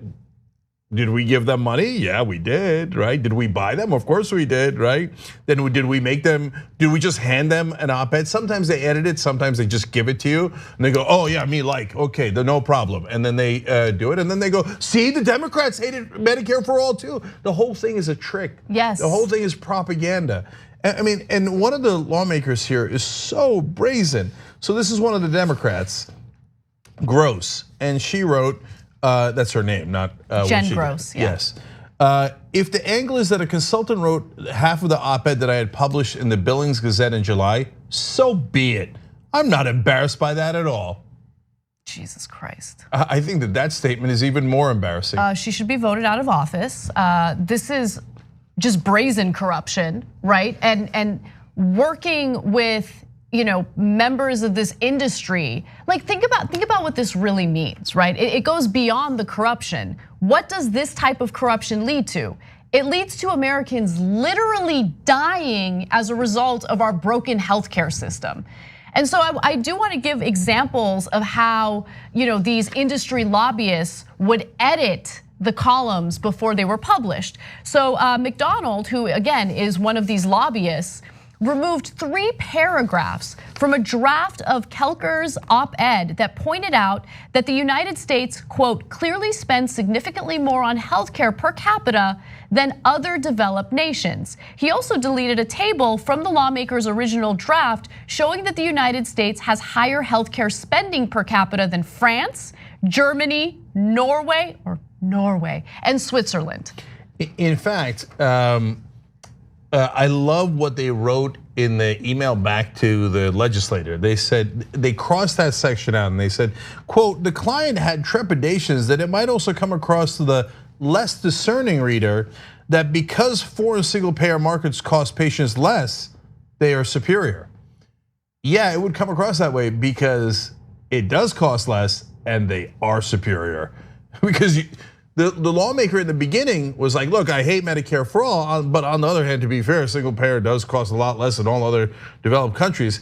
And the lobbyists are like, no, we don't write that, you idiot. We cross that stuff out, we bury it, because for the less discerning reader, no, for all readers, it would actually show that we're lying. So we crossed it out for you, knucklehead. Now submit the right op-ed with exactly our messaging. You understand? And here's your campaign contribution. Yes, sir, absolutely, sir, right away, sir. Gee, I wonder what's wrong with politics. Okay, I'm not done yet. So in terms of what other edits they made to these op-eds, it is amazing. So there's the one we just discussed. And then they put in words like, progressives are calling for an upheaval of the Affordable Care Act. Now these are the same lobbyists that were against the Affordable Care Act. But now they are using Democrats to pretend that they care about protecting the Affordable Care Act. That's Obamacare. They're like, oh my God. These dastardly progressives like Bernie Sanders and Elizabeth Warren would be against the Affordable Care Act. Write that in, write that in. Do we? Oh no, I would love to destroy it. But no, not yet, not yet. We're gonna do that later, okay? But right now we have to make sure that people do not actually get health care without us like making tremendous profit off of it and not really giving it to them. And then one more. They crossed out some other things that they had written that had just like a smidge of fairness in it, and it's amazing. The lobbyists cross them out, and these legislators, representatives, and go, oh yes sir, yes of course, cross out my words are no good, sir. You the check cleared, right? You write your words in, sir, of course, sir, right? Right. So what do they write in? They say extreme ends of the political spectrum propose vastly opposing solutions for strengthening healthcare, as with most issues, what most Montanans, wrote the lobbyist, and Americans would prefer lies somewhere in the middle. So they're pretending to be moderates, and they're saying, look, the Affordable Care Act, the people who are against it are extremists. They are against it. And they're unbelievable. And they're saying, but you know what? The people that actually want to give you health care, they're also extremists. And so make sure that the extremists don't allow your family to live. If you don't have insurance, we want you to die. And in fact, even if you have insurance, we want to bankrupt you and get all the premiums and deductibles and co-pays. But they're the extremists. Now write it. I sent you the check, God damn it, write it. And the Democrats and Republicans across the country are like, absolutely, sir, absolutely. Here you go, sir. So look, Republicans are spending $6 million in ads right now against Medicare for all. Where are they putting them? Iowa, New Hampshire, all the primary states. This group is spending at least $1 million in ads. That's the insurance industry, the hospitals, etc. And then you have all of the corporate Democrats piling on, and you have all of the Republican Party piling on, all to make sure you do not get health care. And then, in fact, I got to give Washington Post one more piece of credit, because credit where credit is due. They said, they are trying to paint it as too extreme, and the moderate position is to make sure you don't do Medicare for all. But they said, quote, but the ideas are also very popular among many Americans. I was like, I read it and I was like, oh my God, my heart skipped. A mainstream media outlet actually admitted Medicare for all is really popular. They spent all of that money and did all of that propaganda with all their corrupt politicians. And at the end of the day, the American people are still like, no, I still like it, because I'd like to get health care, and I hate co-pays, premiums, and deductibles. Sorry. So understand, when you see those messages, the politicians delivering them are often bought and paid for by the insurance companies ripping you off. All right, when we come back from the break, we are going to talk about Hillary Clinton still complaining about Bernie Sanders. She did so on Howard Stern's podcast, and we have that video. Yeah, we got strong feelings about that, but also fantastic news for Bernie Sanders. You don't want to miss that.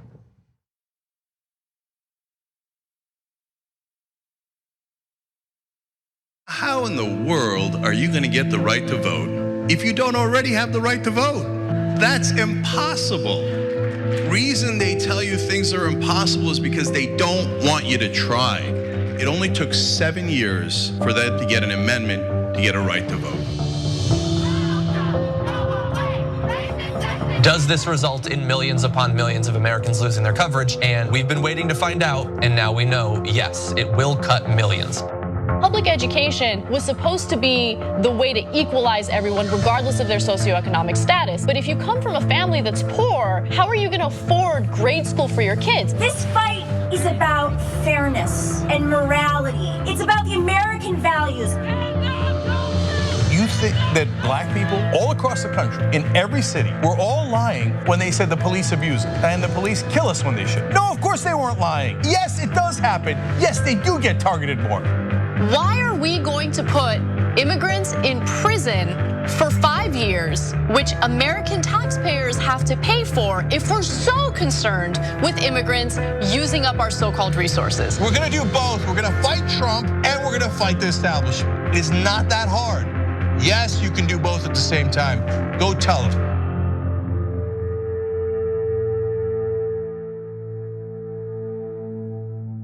The Monsanto Corporation continues to sell an herbicide called Roundup. You should know that recent studies have linked this commercial herbicide to a significant increase in non-Hodgkin's lymphoma. A diagnosis of this type of cancer can be devastating to you and your family, while Monsanto continues to profit from these sales.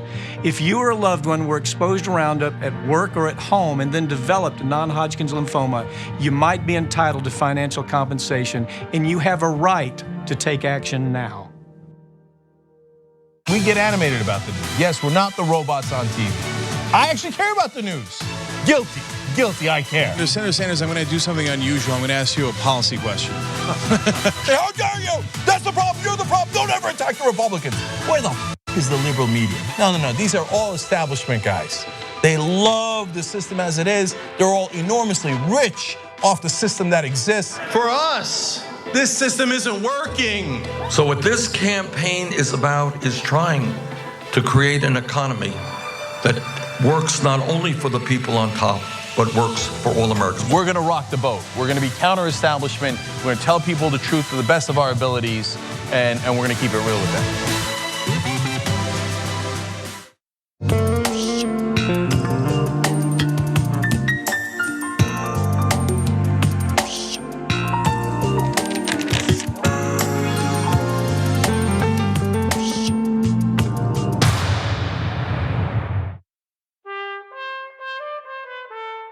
It's winter, and it's cold this time of year, isn't it?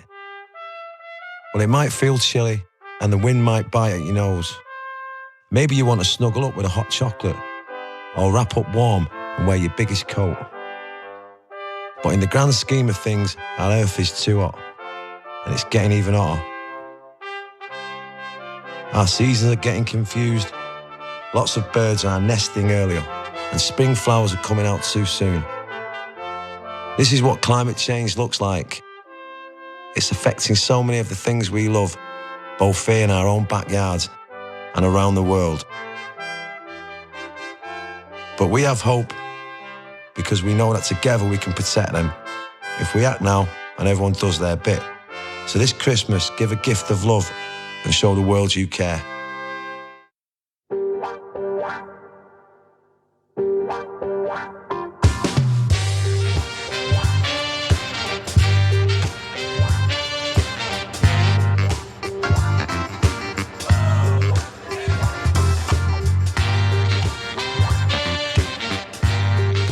All right, back in the Young Turks, Mike on the member section writes in, after the millionth time seeing the Ja'Cory and Arthur HR clip on the breaks, I had to look up the full video on YouTube.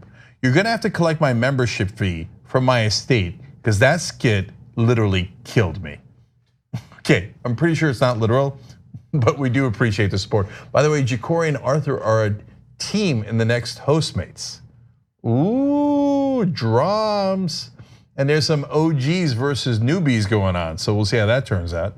All right, I gotta read you some YouTube super chat because I don't know what the hell they're doing over there.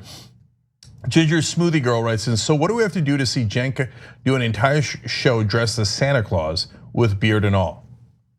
Where the hell did this come from, right? What'd you say? But why? But why, agreed. Yeah. But then hashtag Guardian Rocket says, I forward the motion for Santa Jenk.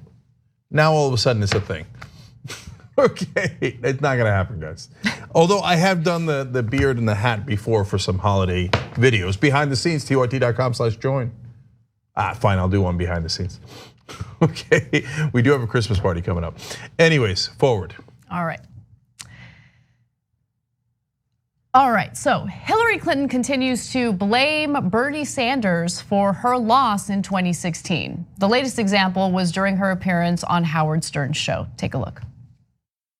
Well, but you can read the indictments against the Russians. And a lot of people didn't pay attention to it, but it's very informative and scary. Do you mean the Mueller report? Yeah, the indictments. Okay. The report itself, I think, is also worth reading. But if you read the indictments, basically they were like, hey, let's do everything we can to elect Donald Trump. I mean, those are quotes. Those are taken, words they those said. are words that taken, and they also said Bernie Sanders, but that's another day. Do we hate Bernie Sanders? What? Do we hate Bernie Sanders? No, I don't hate anybody. Bernie could have endorsed you quicker. He could have. He hurt me. There's no doubt about it. He hurt me. But going back to the indictments, because that's what's really important. Have you ever spoken to Bernie about that? No. You don't talk to him? I don't talk to him. I mean, we did when he finally endorsed me and all that. But you're upset with him? No, disappointed. Disappointed. Okay. So, and I hope he doesn't do it again to whoever gets the nomination. Right. Once is enough. It's fascinating that she has that perspective because she literally sent him a letter where she thanked him for all the hard work that he put into helping her once she won the nomination. And by the way, that was big of him to do considering how she and the DNC tried to bury him in his campaign, right? But he helped her out anyway. In fact, I want to show you that evidence right now. Again, sent him, this is a tweet and it included the letter. There's the letter itself, she signed it, thanks for your help. And Ryan Nobles in that tweet says that Hillary Clinton sent him thanking him for his role in her campaign. It was sent October 17th, just 22 days before the election. HRC wrote in her own handwriting. Look, I bring that up because as she's getting closer to the election day, she's just like, oh yeah, thank you for your help. This is awesome, this is great. And then she loses the election and she lashes out on everyone and everything, but refuses to ever take any responsibility for her own failures. You know how many rallies Bernie Sanders did for Hillary Clinton? You're thinking, well, 1, 2, okay. No, he did more, he's a giving guy, 5, right? 10? No, come on, 10's a lot of rallies for a guy who Hillary Clinton rigged the system against. She did. Look, she can complain all she wants, but everybody knows, and we know it for a fact because of the hacks of the DNC server, that they limited the number of debates. They set every rule against Bernie Sanders, and in fact, the DNC funneled money from giant donors to Hillary Clinton's campaign. They did it through the state Democratic parties, okay? So they helped her in every imaginable way, set all the rules against Bernie Sanders. But nonetheless, did he do 10 rallies? No, he didn't. He did 39 rallies in favor of Hillary Clinton. He did everything he could. He could have half-assed it, he could have quarter-assed it, he could have done 4 and be like, I did 4 rallies for you, what else do you want? He did 39 rallies for her. He did everything he could for her. And she's still like, I was disappointed, I was hurt, it hurt me, right? It hurt my chances of winning. Hillary Clinton, and maybe even more importantly, all of her sycophant supporters that worked on her campaign, okay? Did it ever occur to you that maybe it wasn't just James Comey or the Russians or Bernie Sanders or Jill Stein or the weather or whatever else you're blaming today, that maybe it was you guys? Maybe you lost the election and you should take some personal responsibility. 100%. And so, look, furthermore, we were right and you were wrong. And that just drives her nuts. Of course, she doesn't want to admit that because she's Hillary Clinton. But we told all you guys Bernie Sanders was the better candidate. You didn't believe it. And you said, no, Hillary Clinton is a great candidate. And turns out she was a terrible candidate. And now, if you notice, at the end, she said, he better support whoever wins. Yeah. Well, how about if it's him? But that's the thing, right? I mean, that was also a jab at him, showing that she doesn't take him seriously. She doesn't think that he's got a shot. And look, I mean, think about the type of scheming the DNC needed to do in order to prevent him from winning the nomination. Just think about that for a second. So she knows what the truth is and she despises him because he actually has a vision, right? He actually woke people up and got people fired up and politically active. He has completely changed the political discourse in the Democratic Party to the point where we're considering policies that were impossible before, and they're not impossible now. Now we're thinking about big picture, we're thinking about real reform, we're thinking about real substantive change, and she can't stand it because what she stood for then and continues to stand for today is more of the same that got a clown like Donald Trump elected. Okay, so let's just keep it real. I want to read one comment from her from back in 2016. This was on November 4th, 2016. She said in regard to Bernie Sanders, I've got to say, this election's been a lot more fun now that we're on the same side. I want to thank Bernie for everything he's done. Totally two-faced, didn't mean a single word of it. Look, let me ask you this question. If Bernie is the candidate, which she, even though he did 39 rallies for her, she's obviously rooting against now, like, oh, it can't be Bernie. And let me actually do a quick side note here to back up what Anna's saying. What gets under their skin the most is that Bernie is honest, and it drives them crazy. He actually wants to win, not so that he could be president, but so that he could do the things that he's been talking about for 40 straight years. Single payer healthcare, higher wages, getting rid of corruption, all these things, right? And since he's earnest, it embarrasses the rest of them. So whether it's Hillary Clinton or Joe Biden or Pete Buttigieg, what's their driving force? Why are they in this? Buttigieg said back in 2018, oh, I unequivocally support Medicare for all. Now he's doing ads attacking Medicare for all. So why are you in the race? What drove you? Like, what do you want to fix about the country that drove you to becoming a contender here for president? Nothing, no, me. And Hillary Clinton is the epitome of that. And because of that, when they see Bernie Sanders, they're like, oh, that guy's actually honest, God damn him. He's embarrassing the rest of us, right? So finally, coming back to Hillary, if he is the nominee, and then obviously that would drive you crazy and you would hate it, are you gonna support him? Are you going to do 39 rallies for him? Please. Now look, nobody wants her rallies, which proves our point that she's deeply unpopular. We were right in the first place back in 2016. I mean, think about that. Even like establishment media would be like, I don't know that you want to have Hillary Clinton do a rally for you, no matter who the candidate is. And then they'll still turn around and go, she was the right candidate instead of Bernie Sanders. How could you possibly say that? You know that's not true. But anyway, will she do 39 rallies? Of course not. Will she do even one rally for Bernie Sanders? Assuming that it would be a net positive for him, which I don't believe at all, assuming that he asked her, I'm not sure she'd even do one. And remember, this is the same person who was so bitter at Barack Obama that twice as many voters for Hillary Clinton in the 2008 primary voted against Obama as Bernie Sanders supporters voting against Hillary Clinton. So she drove a quarter of her supporters back then to vote for John McCain instead of Barack Obama. Did she do 39 rallies for Obama? No, me. Okay, so thanks, but no thanks, Hillary Clinton. You can keep your opinions to yourself. We'd prefer someone who could actually beat Donald Trump. Well, we have some good news for Bernie, so let's get to that. New polling in California indicates that Bernie Sanders is experiencing a rise. In fact, he is leading in polls in California, and I want to give you those details. So the UC Berkeley Institute of Governmental Studies found that both Senator Elizabeth Warren of Massachusetts and former Vice President Joe Biden have lost ground among the state's likely Democratic primary voters over the last 2 months. So to be specific, the erosion has benefited Bernie Sanders of Vermont, who narrowly tops the primary field, and unfortunately Mayor Pete Buttigieg of South Bend, who doubled his support since the September poll. Obviously, I added the unfortunately part to that graphic. Now, Sanders is in the nominal lead as the first choice pick of 24%. Warren is at 22%. And that's actually a pretty big change from September when she led the field by 29%. Biden is the first choice of 14% of likely Democratic voters in the primaries, down 6 points from September. Buttigieg is preferred by 12%, up 6 points from September. All right, first, let's not bury the lead like LA Times did. Bernie Sanders is winning in California. California, by far the largest state, the largest number of delegates. We thought that he would rise. We told you that ahead of time. Now, to be honest, the polling did not indicate that for quite some time.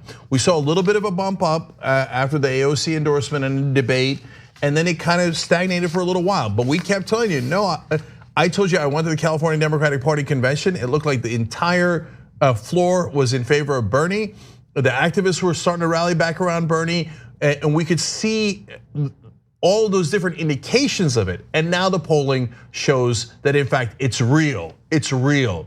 He's taking the lead in California, and if it sticks, it's gonna scare the bejesus out of the establishment, and it's going to be awesome. Look, forget scaring them. Winning is everything. Yes. And he could win Super Tuesday, he could win California. Right now, he's in the lead.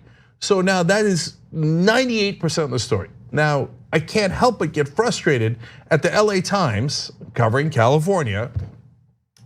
Anna read you some of it. The headline's okay. It says Warren and Biden lose ground. That's their main focus. Sanders moves ahead in California's shifting 2020 Democratic race. Oh, by itself, fine, okay? I think the big story is Sanders now #1, but okay.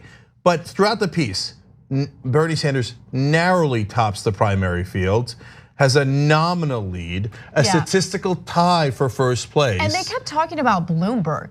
Yeah, that's exactly what I was gonna get to, Anna. Yeah. Like 50% of the story is about Mike Bloomberg. Yeah, it's like the strangest thing. He is incredibly irrelevant.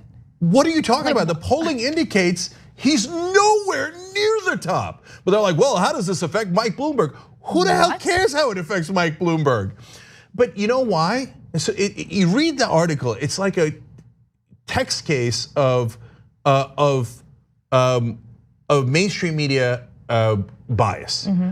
What are they biased in favor of? Money, money, money, money, money, money, money. Bloomberg has all the money. Bloomberg is running ads, including in the LA Times.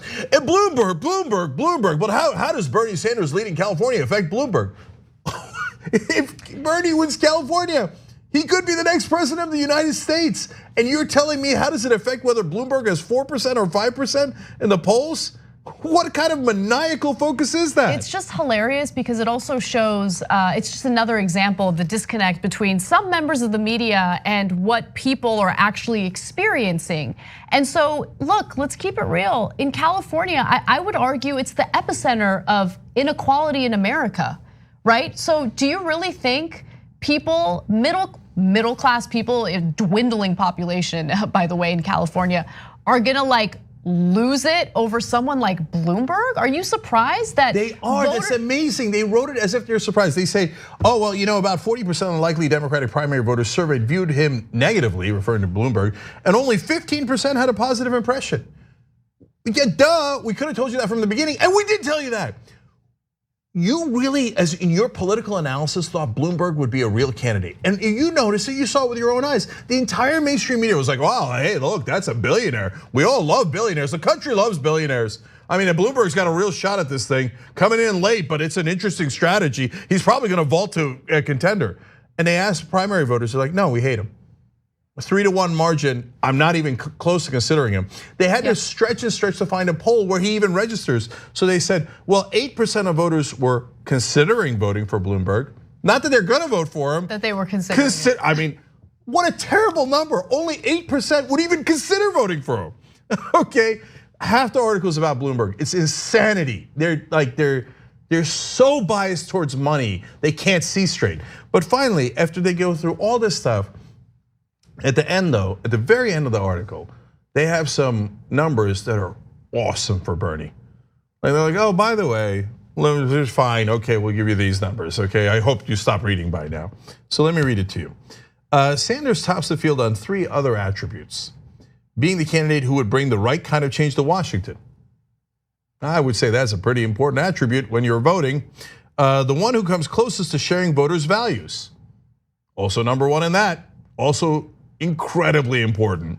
And the last one is, and the candidate who best understands the problems of people like you.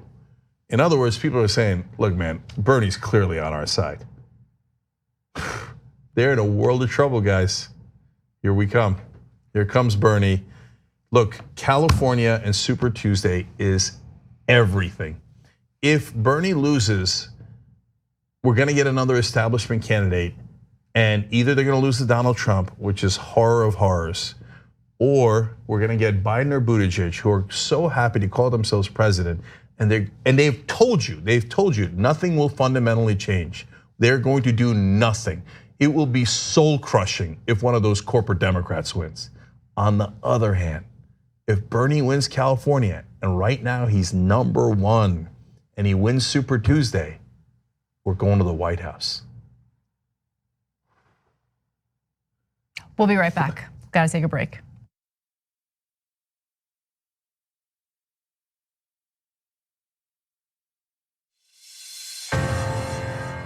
That 300 million is a pretty good number, we were doing a press release on it and I got all worked up. And I said, okay, well, that's the size of the US population. You know what our next target is?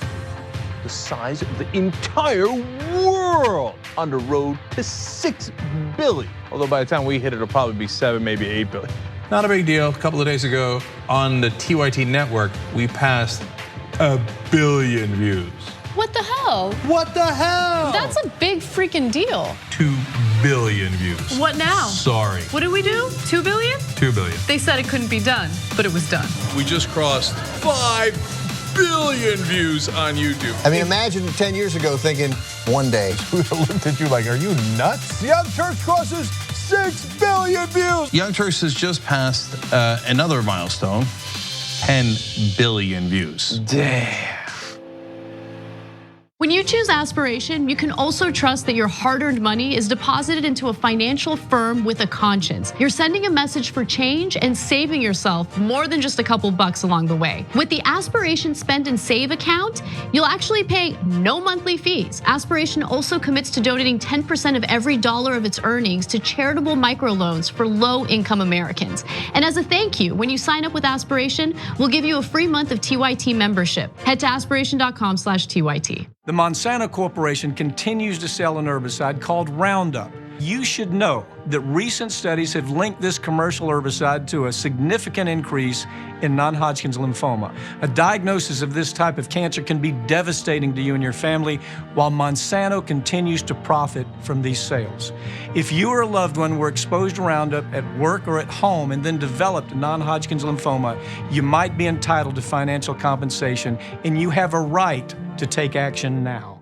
Are you a politician with a ridiculous point to make? Are you in need of a petulant, outdated way to make it? Then you'll need one of my signs. Hi, I'm Simon Simonson of Simonson Signs. We'll take the stupid, over-the-top, meaningless allegory you have and put it on foam core. So maybe someone will notice your grandstanding, because this is C-SPAN, and anything that's not people milling around in front of a running vote count is almost considered moderately entertaining. The bar is low, just like our prices. We've got plenty of designs. We also brought you Mike Lee's Tauntauns. They're tons of fun. What does this have to do with the Green New Deal? About as much as this other visual aid he used of Reagan on a T-Rex. Or is that a velociraptor?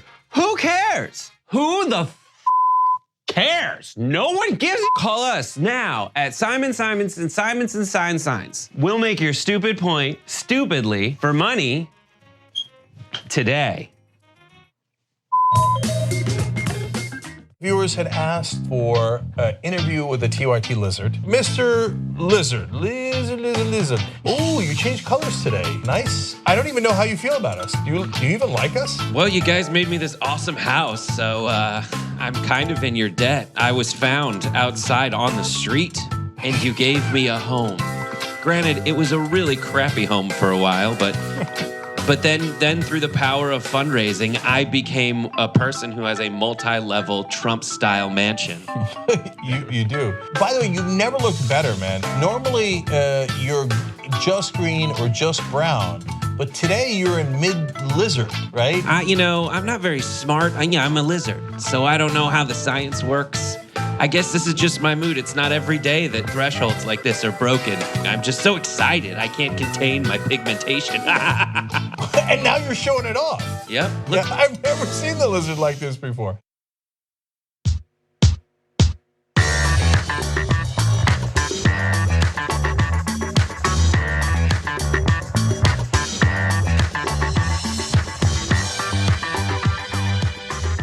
All right, back on the Young Turks. So lots of comments here, don't have time. Miss Heisenberg, though, on Twitter says, go Anna, go. I love your articulate rants. #Bernie2020. Glenn Bear on YouTube Super Chat says, Bernie took his time to endorse Hillary in 2016 because he earned a mandate and negotiated with the Clinton campaign for a more progressive platform. I actually don't think he took that long at all. As soon as it was clear that he had lost, he did in fact endorse her. But yes, he did negotiate for a more progressive platform. And that's fantastic, and I'm super happy that he did. It wound up being irrelevant, but it was still the right thing to do. Last one, Dave Petter on our member section says, so many people blame everyone but themselves. People blame Susan Sarandon for Hillary's loss too. Susan frickin' Sarandon? Dave writes in, if that's how this blame game thing works, then I blame John Cusack for the financial crisis of 2007 and 8. I don't need a good reason or any reason. And he goes, sorry, John. No, I know, they do though. They literally think Susan Sarandon cost Hillary Clinton the election. How much in denial do you have to be in to make absurd claims like that and say, no, it's not Hillary Clinton's fault, it's Susan Sarandon's fault? It's just absolutely insane. All right, Anna, what's next? All right.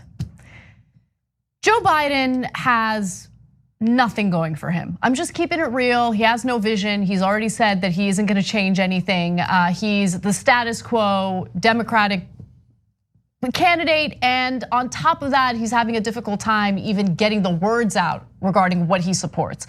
But nonetheless, I do have to give him credit for his latest campaign ad, which is exactly what I'd like to see more of from Democratic candidates, especially if they have the right policies.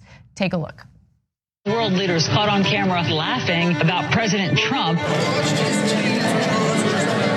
Several world leaders mocking President Trump. They're laughing at him. My administration has accomplished more than almost any administration in the history of our country.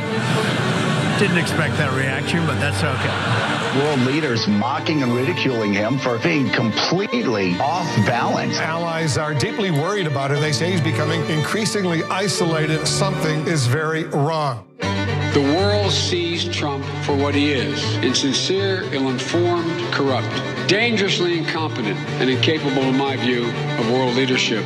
And if we give Donald Trump 4 more years, we'll have a great deal of difficulty, if ever, being able to recover America's standing in the world and our capacity to bring nations together.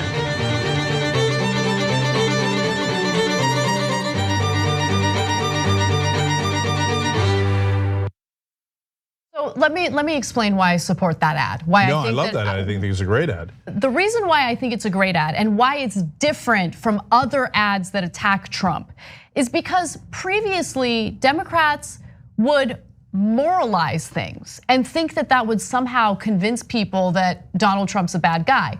No, those are the things that people who support Trump like about Trump. So when you're talking about, oh, he's so cruel to immigrants and he's so mean to women and he's so, no, but they love that stuff. When you unman him, let's keep it real, that's what that was. When you humiliate him, I think that's a better tactic. Now, unfortunately, this was a campaign ad by a candidate who I don't support, but nonetheless, it was a good campaign ad. No, look, on this show, we're always honest with you guys and give credit where credit is due. So that's a terrific ad. Nice work by the Biden team on that. And I'll further keep it real with you guys. I told any campaign that would listen to me, start running anti-Trump ads, and I said that 6 months ago, and hit him on his actual weakness, which is that he's incompetent and a buffoon. Now, it turns out it was a correct strategy. That ad is really well received by everyone because it makes sense. And the second thing that it does is it makes this race seem like it's Biden versus Trump. It's strategically excellent and well executed as well. I think the other campaigns should have done it way earlier. They didn't, and so now Biden gets to take advantage of that, and rightfully so. So let's move on to one other Biden-related story. This one does not make him look good in any way. So Joe Biden had a strange interaction with a constituent in Iowa. And without giving too much away, let's take a quick look at the video. But you, on the other hand, sent your son over there. He get a job and work for a gas company that he had no experience with gas or nothing. In order to get access to the public for the president. So you're selling access to the president just like he is. So you You're a damn liar, man. That's not true. And no one has ever said that. No one has proved that. I see it on the TV. You see it on the TV. No, I know you do. And by the way, that's why I'm not sedentary. I get up and no, let him go. Let him go. Look, the reason I'm running is because I've been around a long time and I know more than most people know. And I can get things done. That's why I'm running. And you want to check my shape line, let's do push-ups together here, man. Let's run. Let's do whatever you want to do. Let's take the 19 steps. Number two, no one has said my son has done anything wrong, and I did not on any occasion. And no one has ever said it. Not I one. didn't say you were doing anything wrong. You said I set up my son to work in an oil company. Isn't that what you said? Get your words straight, Jack. That's what I hear on MSNBC. You don't hear that on MSNBC. You did not hear that at all. What you heard. Look, okay, I'm not going to get in an argument with you, man. Well, I don't want to. Well, yeah, you do, but look, Fat, look, here's the deal. Here's the deal. It looks like you don't have any more backbone than Trump.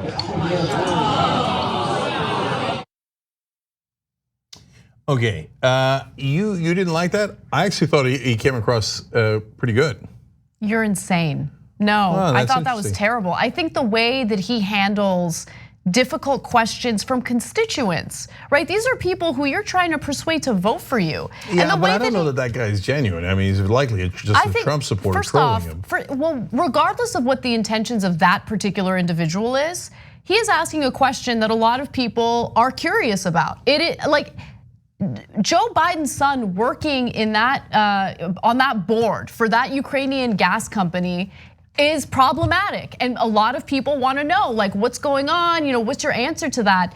And if that's the way he's going to handle a question about that situation, well, then it's going to turn people off to it, right? It's going to. I think it's going to create at least some level of credibility to the claims that Trump is making, and I think that that's unfortunate. There was a conflict of interest there, right? I think that position for Hunter Biden was problematic. You got to find a better strategy in dealing with it, and he has this strategy of yelling at people who ask him questions. Remember, there was that immigration activist who asked about Obama being the deporter in chief, and Biden got angry and said, well, vote for Trump then, vote for Trump. Okay, I mean, if that's the way you're gonna handle this, that's not really a smart strategy in persuading people to vote for you. Right, but I think there's all the difference in the world between yelling at an immigration activist, which is despicable, and yelling at a conservative knucklehead. I think yelling at conservatives might actually win you credit on the left and might win you fans on the left. That guy's not a conservative, though. I read that he's a supporter of Warren's. Okay, so I don't know that. Yeah. To be fair to that guy, I don't know where exactly he's coming from. But in terms of what he said, it was not accurate. And so, look, Biden has a real problem because Hunter Biden was clearly on that board because of his last name, and Hunter has actually said that. But that guy gave him an opening by saying you put him on the board, and that's not true. And so Biden says you're a liar, and I think he wins the crowd over when he attacks the part that is not true. And the guy challenged his age, and Biden said you want to do push-ups. I think that sounds pretty good, right? In terms of fighting back. Some people are creating some sort of controversy about did he call him fat? Look, I don't know. Biden misspeaks all the time. No. What Biden was saying about the push-ups, so that constituent was concerned about Biden's age. No, I know. Later when he said look fat, but yeah, and he didn't. I don't think he meant it. Oh. Look, I'm against Biden as a candidate. He wouldn't change anything.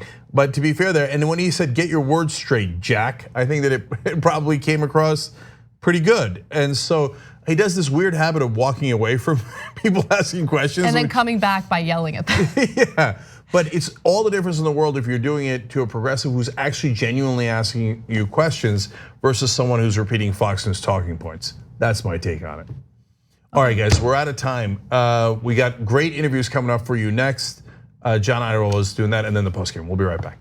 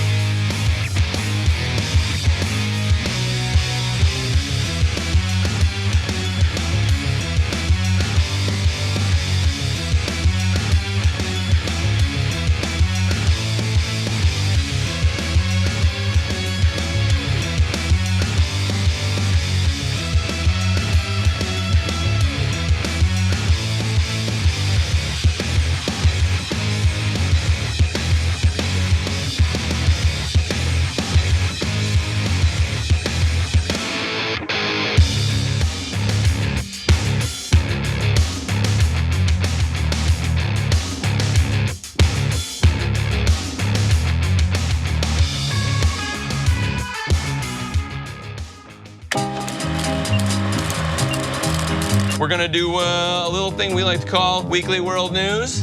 Weekly World News. I cull stories from around the globe, stories that aren't covered on the main show or aren't covered enough, and I turn it into a 5-question quiz for Dave and Steve.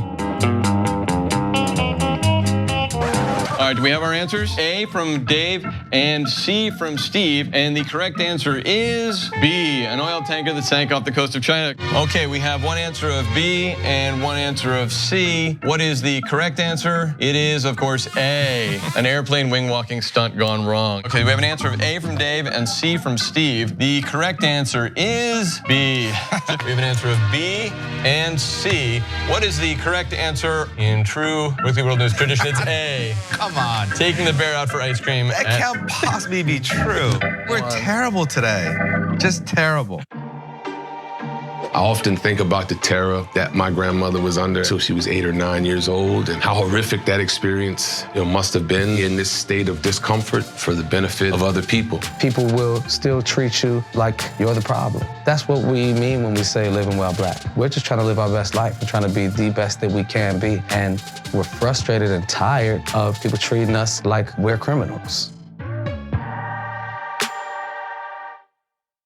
The Monsanto Corporation continues to sell an herbicide called Roundup. You should know that recent studies have linked this commercial herbicide to a significant increase in non-Hodgkin's lymphoma. A diagnosis of this type of cancer can be devastating to you and your family, while Monsanto continues to profit from these sales.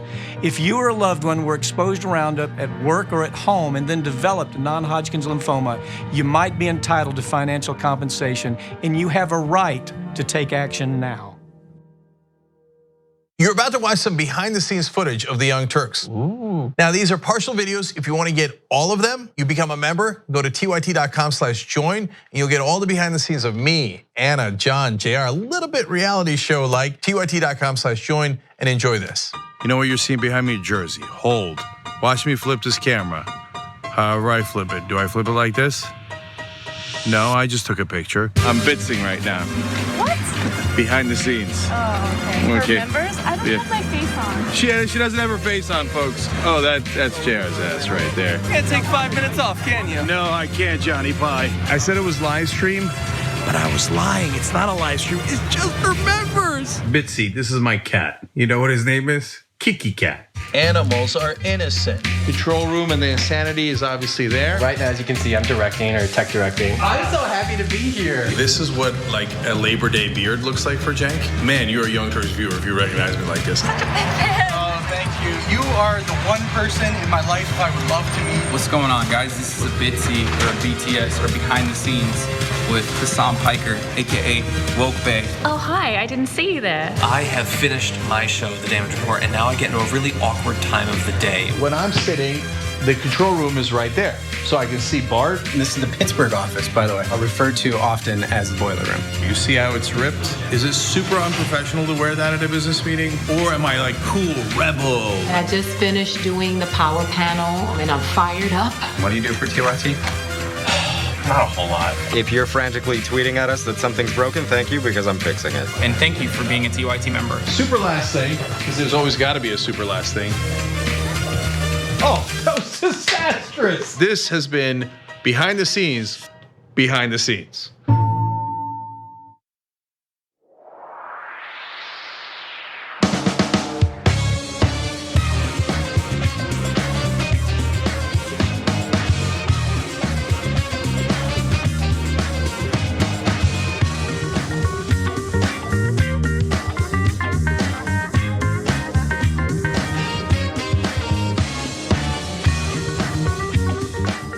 Hello, everybody, and welcome back to The Conversation. I am John Iadarola, normally host of The Damage Report, stepping in today to give you a pair of interviews of awesome candidates. Just shortly, we're going to be speaking with Kathy Kunkel, candidate for the West Virginia's 2nd District for Congress. A little bit later on, we're going to be joined in studio, actually, which is exciting. Doesn't happen all the time. Jacob Martinez is a candidate for the Mesa, Arizona City Council District 3. So that'll be just a little bit later on. And after that, we are going to have, of course, the postgame. Anna Kasparian will be back in for that. But why don't we jump right into it with our first candidate. candidate for West Virginia's 2nd District. Kathy Kunkel, welcome to the conversation. Thanks for having me. Glad to have you on. And as always, I like to get to know the candidate a little bit, but before transitioning into politics, tell me a little bit about some of your work experience, what you're gonna bring into this position. Yeah, I've spent the last 10 years working in energy policy here in West Virginia. I've testified to the Public Service Commission on behalf of consumer groups. I've fought for stronger energy efficiency and renewable energy programs in West Virginia. And I've also done this kind of energy policy work on behalf of consumer and environmental and labor groups around the country, including most recently in Puerto Rico as well. And one of the reasons I'm running really is my frustration for the lack of political leadership here in West Virginia as our economy has been transitioning away from coal. There's really been no plan and no attempt to sort of revitalize our economy. It's just empty promises about bringing back the coal industry, which is not happening. And we heard some of that even at the presidential level back in 2016. And so that's really interesting. Obviously, it's been a traditional part of the economy there. I've read some of what you've written about this, and you're not giving any false promises that it's going to be able to maintain. I mean, even without a big change in policy, it is trending downward. So if you were to get this position, what would your approach be? What is the path forward, if not sort of attempting to reinvigorate the coal industry? Yeah, I mean, I think West Virginia's economy needs an infusion of federal infrastructure investment just for basic things that we need to function in the 21st century, like rural broadband, like safe drinking water, transportation investments as well. And if we're talking about building an economy for the future here, it also means just guaranteeing basic rights for workers, including healthcare for all, public education, and labor rights. West Virginia has historically had a very strong labor movement, and we've seen that decline in the last 30, 40 years as we have in the rest of the country. And traditionally the working class in this country, the middle class, has been strong when we had a strong union movement, and we need to be making it easier and not harder for folks to join unions and to fight for rights as workers. So I think bringing in federal infrastructure investment and bringing in supporting small businesses and tourism and other sectors of the economy that can grow here in West Virginia as the fossil fuel economy declines, and then just overall across the board support for working families is what we need to create an economy here that is equitable for all of us and is not caught up in the boom and bust cycle that has always defined our economy here and that has never really brought lasting prosperity to West Virginia.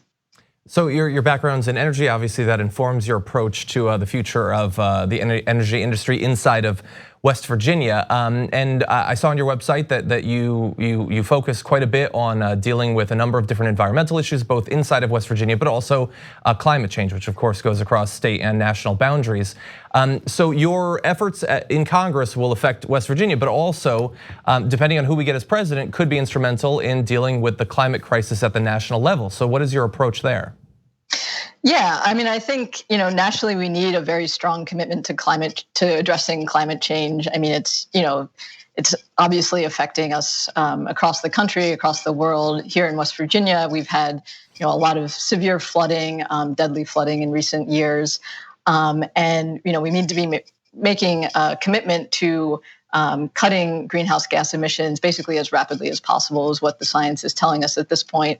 And from the perspective of coming from West Virginia, I want to fight to make sure that whatever climate policy is enacted at the national level, that Appalachia has a real seat at the table in that conversation, and that we're fighting to make sure that the debt that the rest of the country owes to Appalachia for the coal and the gas that have powered our country for so long is repaid in terms of federal infrastructure investment and other things that we need to revitalize our economies here and transition away from the fossil fuel industry. The polling can certainly change at the national level, but as of right now, the top three generally in national polls, Biden, Warren, and Sanders, all at least in rhetoric say that they support something like a Green New Deal to deal with the climate crisis. Is that the sort of framework that you would want to support if you were to get into Congress? Yeah, I mean, I think generally that's the framework that's needed, is a rapid reduction in greenhouse gas emissions coupled with investments, federal investments in infrastructure to help transition our economy and, particularly the parts of our country that have been very dependent on the fossil fuel economy. Now, in terms of running in this race in West Virginia, I've actually read that that particular district is a particularly difficult district to run in because of the way the media markets work out. It's pretty costly to do advertising. I'm curious, coming in as someone who doesn't have a long history in electoral politics, how is that influencing the way that you're running? Yeah, I mean, it certainly is. So, it's a very diverse district that goes from Charleston in the southern part of the state to the eastern panhandle of West Virginia, which is basically a suburb of DC and is in the DC media market, as you mentioned. But, for us, we're really focused on running a grassroots campaign here. We've been traveling throughout the district this fall. We've held over 20 house parties and town halls, and we're going to be keeping that up through the winter and hiring field staff and building out a campaign that's going to be, knocking on doors and having real conversations with West Virginians about the issues that matter in this state. So, we're not going to be by any means running a campaign that's, focused on winning through TV ads. Okay, and based on my research, and I apologize if I just missed it, it didn't seem as if inside of the Democratic side that you're currently facing any opposition. Is that the case? That's the case, yeah. And the filing deadline here in West Virginia is in January, so I can't say that with certainty yet, but that's the case at the moment. And so it looks like, barring some change in the next few weeks, you would be going up against Alex Mooney, the current Republican incumbent. Tell us a little bit about Representative Mooney. Yeah, so Representative Mooney has represented this district since 2014. He moved to West Virginia in 2013 to run for that seat, having lost an election in Maryland.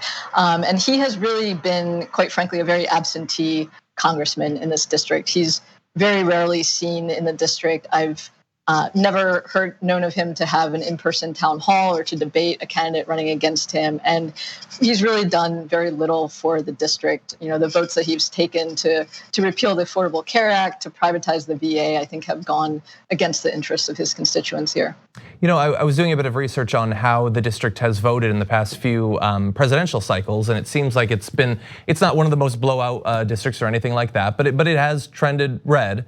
And so I'm curious, based on what you said there, do you feel like it's sort of just an expectation that he doesn't need to campaign particularly hard, sort of like resting on his laurels sort of thing?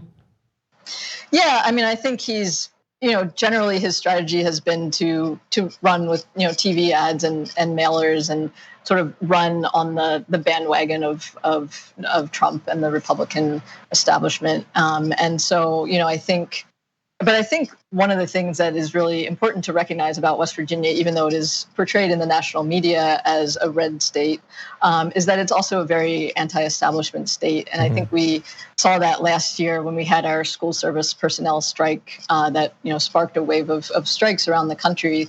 That there's just a lot of people who are very frustrated with both the Democratic and the Republican establishments here and who want to fight for basic things like public education and healthcare. So you mentioned a couple of policies there, but you point out this anti-establishment streak.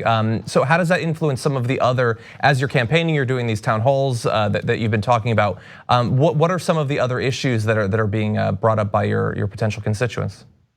Yeah, I mean, well, the addiction crisis is huge in West Virginia, as it is in many parts of our country. And also infrastructure is huge. People are very frustrated by not having basic internet access. I have teachers tell me that they're, trying to teach their students about 21st century technology and they can't even get online. And so, there's just a real sense, I think, that West Virginia has been left behind by the establishment of both parties. Yeah, and it's interesting. I mean, you point out that they're obviously frustrated with both parties, but that's the sort of thing that Donald Trump was very explicitly campaigning based on. Was they've all ignored you. I'm going to be the one who isn't. Have you heard any sort of? Is there still lingering trust in Donald Trump to potentially be the guy who's going to break through that? I mean, sure, there's still a lot of support for Donald Trump in West Virginia. My sense is that it is not as strong as it was in 2016. And I think some of that, is the promises that Trump made, for example, to bring back the mines that simply have not happened. Yeah. And so we mentioned a couple of different policy areas. Tell us a little bit about, you mentioned healthcare. What are some of your plans in that area? Yeah, well, fundamentally, I support a Medicare for all universal healthcare system. I think it's very important that we have, a single payer system, universal healthcare that covers everyone and that takes the burden of health insurance away from businesses who, are being squeezed by having to provide healthcare coverage for their employees. I think having a single payer healthcare system would also allow the government to negotiate prescription drug prices, which is obviously a huge problem in West Virginia and elsewhere. And I also want to see us investing more in the National Health Services Corps so that we can, attract and retain more healthcare professionals in rural parts of our country, including West Virginia. Well, one area you just talked about, you could find yourself immediately working on that if you get into Congress. There was a bill passed today that had to do with renegotiation. Trump has said, he previously had said that he supports that. Now he's saying he's going to veto it. So that might be on your desk on day one. Right. So I want to give you a chance to tell people where they can find out more about your candidacy. If they want to donate or volunteer, where should they go? Yes, you can go online to kunkelforcongress.com and follow us on social media at Kunkel for Congress. Kathy Kunkel, candidate for West Virginia's 2nd District. Thank you again for joining us. Thank you so much for having me. Okay, we're going to take a short break here, but stick around because we got another candidate in studio after this.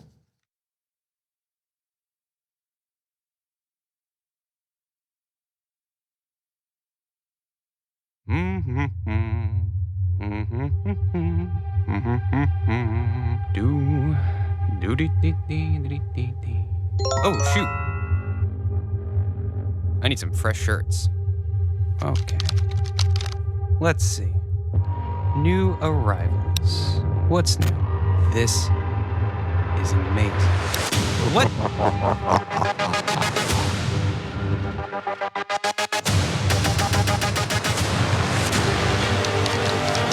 Thank you, user. I have now injected my code into ShopTYT. Proceeds from this shirt will benefit me directly.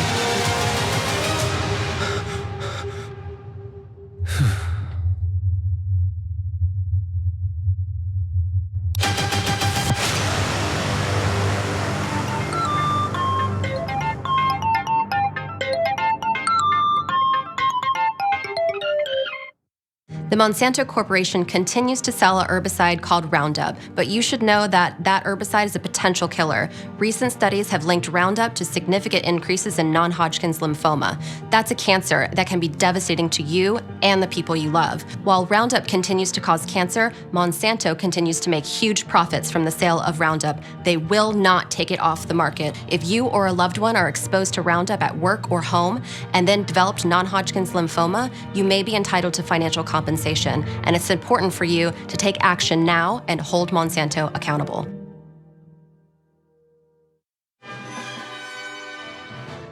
Welcome to Breaking News with Brett Ehrlich. I'm Brett Ehrlich, and this is Breaking News with Brett Ehrlich. The Trump administration, Trump mandated Trump, that Trump, every Trump, other Trump, word Trump, be Trump, Trump.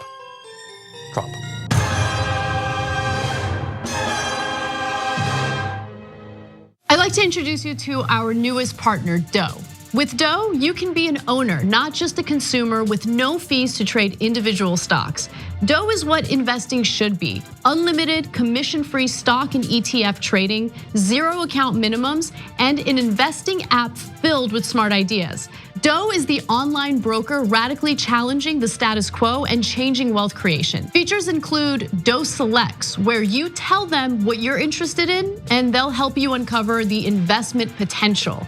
The Idea Feed, which is a daily one-stop investment shop with lists of companies that relate to your personal interests, relevant news on your favorite stocks, and videos that unpack today's money-moving headlines in under 3 minutes because we all know we're busy, right? Stock Report Card, which shows you all the professional buy and sell ratings from Wall Street analysts. Go to doe.com/TYT and download today.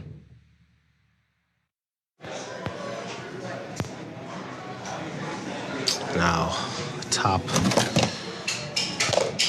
No. No. No.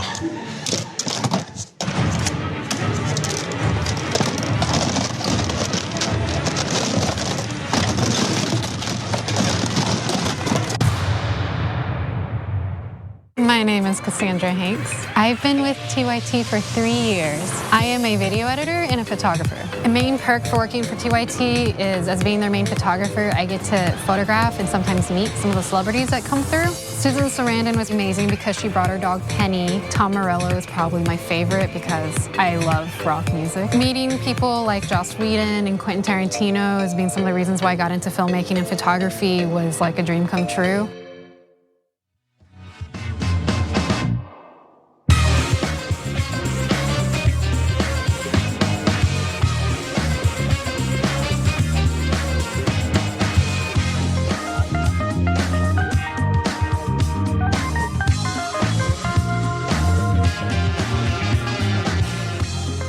Welcome back to the conversation. We're joined by another candidate, this time in studio, which is always exciting. Candidate for Mesa, Arizona City Council, District 3, Jacob Martinez. Welcome to the TYT studios. Thanks for having me. Glad to have you here. Thank you. We really appreciate you making the trip out. We do a lot of interviews, but as I keep saying, it's different when you're in the room with the person.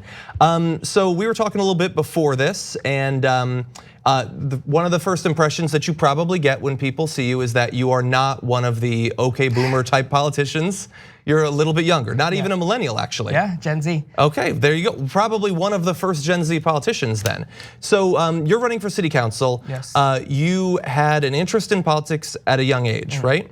Tell us a little bit about that. Yeah, so I mean, my interest in politics started very young, and that was really just interest in kind of what was happening. You know, I really didn't have an involvement. I wasn't really, grassroots, but I was kind of keen and seeing what was going on. And then as time went on, I got more and more involved.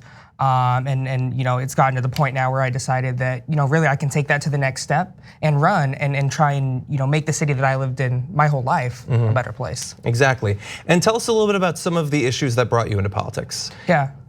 Yeah, well, I mean, one of the biggest things that really kind of propelled me, and we'll probably talk about a little bit more, and if any of your viewers remember from last time I was on here, I used to be the chairman of the Teenage Republicans. And after the shooting in Parkland, I decided to step down because, leading up to that, the GOP had already, so many issues, and I don't even want to call it the GOP, but the Republican Party had so many issues. And then, children and kids were dying in their high school, and I remember thinking to myself, I'm in class just like they are, and something like this could happen to me, and the Republican Party refused to take action. And for me, that was the tipping point. And I stepped down and I voiced my concern, and here we are, almost 2 years later, and fighting for progressive causes. So I want to talk about that issue, but before we get to that, you said chairman of the Republican, so that's really interesting. Yeah.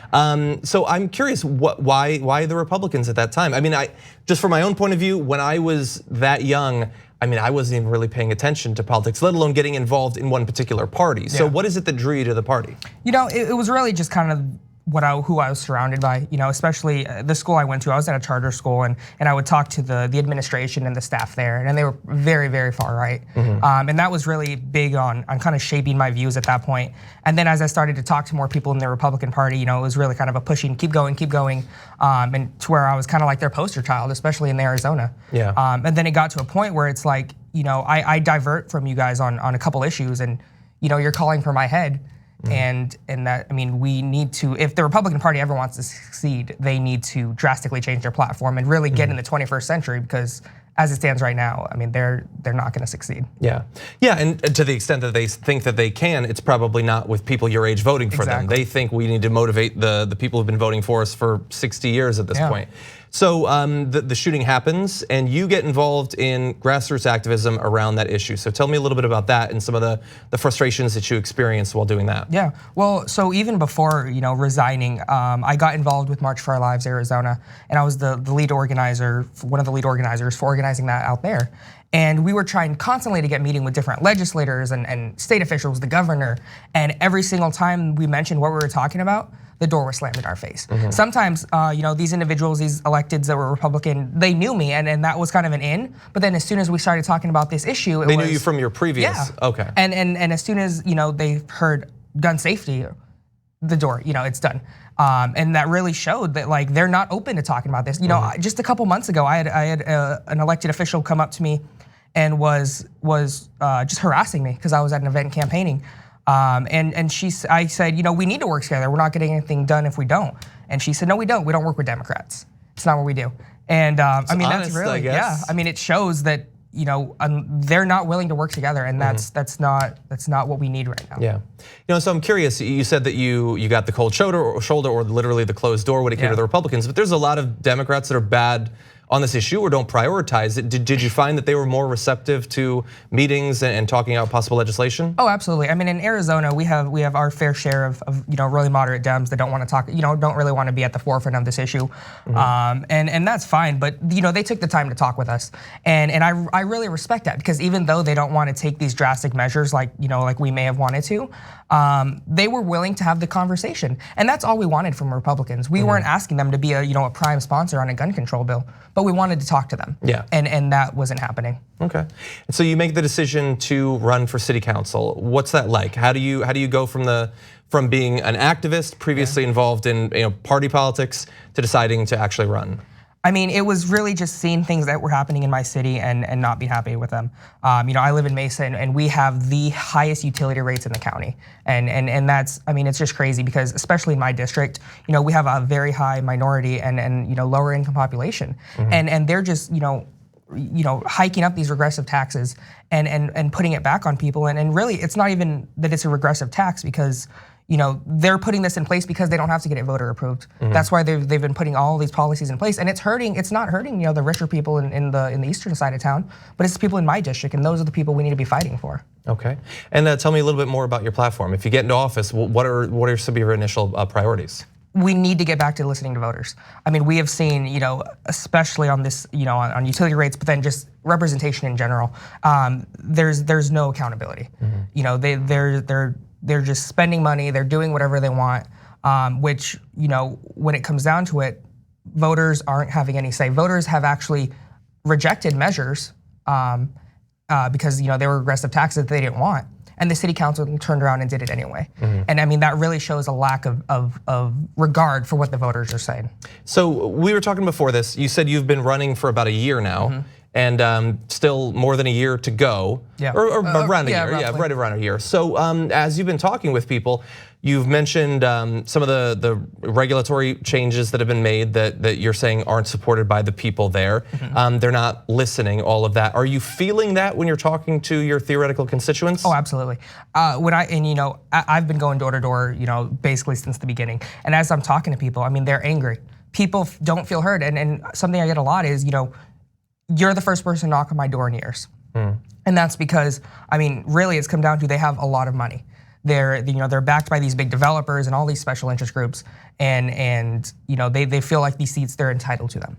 And we just really need to do away with that. I'm not backed by developers, I'm not backed by all these special interest groups. And this is really a grassroots talk to the people, let's fix these issues campaign. Okay. So you say you're not backed by those people. There's certainly a lot of negatives in terms of actually being able to represent the people if you're backed by those groups. The benefit is that they will write you checks. And so talk to me about you're coming in as not just sort of new to politics, but also young. What are some of the challenges of campaigning? It's fundraising. I mean, and as we were talking about, a lot of politicians that may be a little bit older than me, their go-to and kind of the lines you hear all the time is, go down your contacts list and talk to every person you know. And as a younger candidate, and really any younger person in general that might want to do anything that's involved with fundraising, our networks are a little bit different. We don't have people who are able to write $500, $1,000 checks. And in a campaign like this, especially when there's so much money going against you, that gets hard. And that's really, I mean, that's gonna be imperative to making this a successful campaign and keeping going is gonna be, that ability to raise money, especially, and I mean, it's gonna be, the grassroots progressive people that are gonna do it. And so the person you're running against, you don't know for sure, right? The incumbent, Francisco Heredia, hasn't yet filed for- He's running. Oh, he is running now. Okay. So I'm curious then. Obviously, been around for a bit. We've talked about some of the negatives of running as a younger candidate. What are some of the advantages that you found? People like to see bold, new, fresh ideas. As I've been talking to people, originally the thought, and especially kind of the people around me, were like, is your age gonna be an issue? Is it going to hurt you? And you know, I really wasn't quite sure. I didn't think it was, but I didn't really know because I hadn't done it yet. But as I've gotten out there and as I've been talking to people and talking to voters, you know, I realized that it's much more of an asset than it is a liability. People are excited to see new people in politics. They're so tired of the same old boys club, especially in the city of Mesa, that's been there and had been in power for the last couple decades. And so they're excited to see a change, and I'm excited to give it to them. You know, I was curious about one other thing. So you talked about the work that you did with March for Our Lives, but you also worked in literal voter registration. That sort of organizing seems like it would come in handy when you're trying to, especially at the city level where turnout isn't necessarily so high. I assume that has to be a benefit. Yeah, no, I'm actually very proud of that. Last December, I partnered with some organizations, and in West Mesa alone, by myself, I was able to register 300 new young voters to vote. And then that was really, I mean, that's, you know, put campaigning and put that aside. Millennials and Gen Zers, we make up the largest voting bloc in the country. If we all turned out and voted, you know, no other demographic would matter. That's the power that we have. And so getting people to acknowledge that and register to vote and take that first step is really just gonna be great. And hopefully, you know, we saw a record-breaking turnout in the midterms. And hopefully as we go into 2020 and beyond, we continue to see that. And you know, I hope that benefits my campaign, but really in the broader scale of things, you know, it could really help our country. And where can people find out more about your campaign? My website is martinezformesa.com, FORmesa.com. You can find all information on my campaign. If you're interested in donating, that's gonna be the most imperative thing that I need help from progressives right now. It's really appreciated, and everything you need to know will be on that website. Awesome. Well, Jacob Martinez, thank you so much for joining us. Thank you. And thank you for watching the conversation. We really appreciate it. We've got an awesome post game coming up. Anna Kasparian is going to be back in studio, so stick around. Starts pretty soon.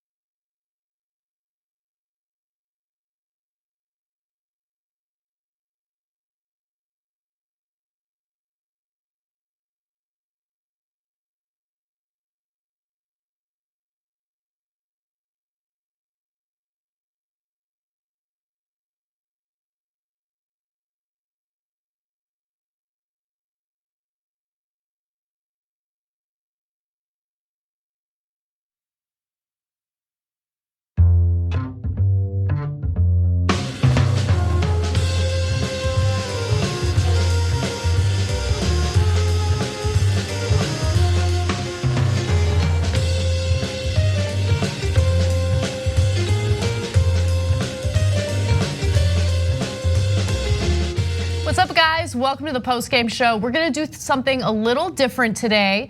John and I are going to do an interview with Jonathan Larson. He is the managing editor of TYT Investigates. He's the one who's broken a number of stories on Pete Buttigieg and what went down with the South Bend Police Department. And we just want to make sure everyone is like fully informed on what's been going on in South Bend and why this is such a big story. So without further ado, joining us now is Jonathan Larson. He is the managing editor of TYT Investigates, and he has been following the story of the South Bend Police Department and Pete Buttigieg's role in firing the town's first African-American police chief. Jonathan, thank you so much for joining us. Thanks so much. All right, so my first question is for people who haven't been following this story, maybe this is the first time they've heard of it.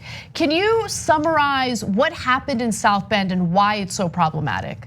So you're talking about the tapes? Yeah, exactly. So Chief Boykins? Exactly, yes. Right, so 3 months into office, Pete Buttigieg first tried to get the black chief, the city's first black chief, Darrell Boykins, to resign. Boykins ultimately refused, and so Pete Buttigieg demoted him instead, saying that the reason was because Boykins was being investigated by the feds for what was characterized as an illegal wiretapping system of other police officers within the department. Okay, so they're obviously running through several of the stories that you've posted. If people want a lot more information, even more than we'll get over here, they can of course go to tyt.com and see some of the write-ups that you've done. There are these persistent beliefs or concerns about a cover-up, that things are being hidden. We don't know for sure who exactly knows what and when they knew it. So talk to us a little bit about that. Where are these concerns about a cover-up being generated? Well, there's a number of concerns on a number of issues. On the tapes, there were concerns that that the real reasoning behind Buttigieg demoting Chief Boykins was not being shared. In fact, when Buttigieg appeared on a televised town hall, CNN town hall, and said that Boykins had been either the subject or the target of a criminal investigation, Boykins' lawyer told me that's a lie. And so there's always been a lot of questions about why exactly did Buttigieg decide he had to remove the city's first black police chief? And as you guys know, we found out based on legal documents that the city has actually had for years that describe in detail what's on the tapes. And according to those documents, police officers in South Bend were heard on the tapes discussing a plan to use Buttigieg's donors. This was before he became mayor, to use his donors to get him agree to get rid of Darrell Boykins. So in those tapes, there were some statements made about a particular race and how that particular race will be back in charge as soon as Darrell Boykins is taken off the police force or fired. And so can you talk a little bit about that? Because I think what was discovered in those tapes or what was said by white police officials in South Bend really helps to inform people as to why this story is such a big deal and why it's a big deal that Pete Buttigieg decided to try to fire Darrell Boykins.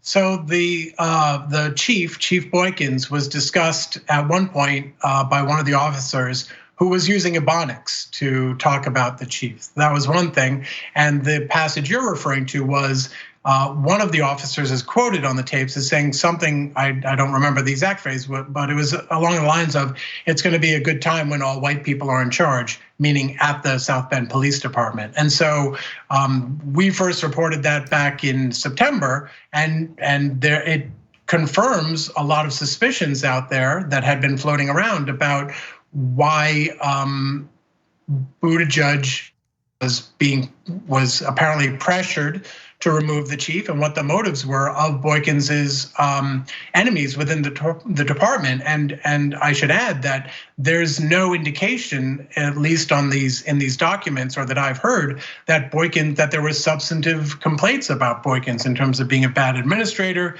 in terms of crime going up under his watch. I've never heard any indication of that. It all seems to be pegged to this one incident where Buttigieg has given, let's say, varying accounts over the years of why he decided to demote Boykins. So that's where I'd like to jump back into this, because I think it's pretty clear that there is an injustice here, both over the past few years and also if at some point perhaps we can get into the racial criminal justice context there, going back some time. But the question for Buttigieg is, how wrapped up in this is he? It's one thing for people to be talking about him, it's another for him to be directly involved in it. And so as you've been breaking these stories over the past year, how, I guess, responsive and transparent has Pete Buttigieg and his campaign been about what they knew and when they knew it? The one thing I'll say off the top is that they have yet to dispute, if I recall correctly, any substantive material fact that we've reported.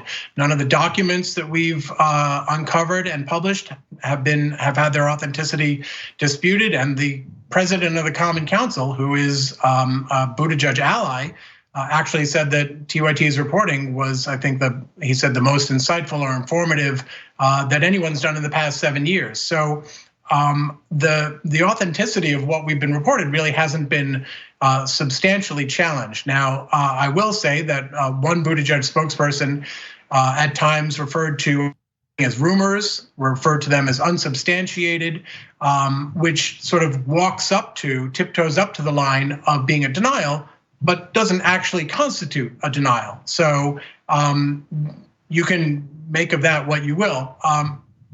In terms of providing material responses to our questions, we've gotten very specific, very detailed responses to some of our questions, and we've gotten no responses to other questions, and we've gotten something in the middle where it's sort of a response, but it doesn't really address what we've asked. So they are, mostly, I should say, polite and responsive, but I will also add that I've been asking for an interview with Pete Buttigieg since back in April, and as far as I'm aware, I'm the one person in the country to whom they have not given a yes or a no.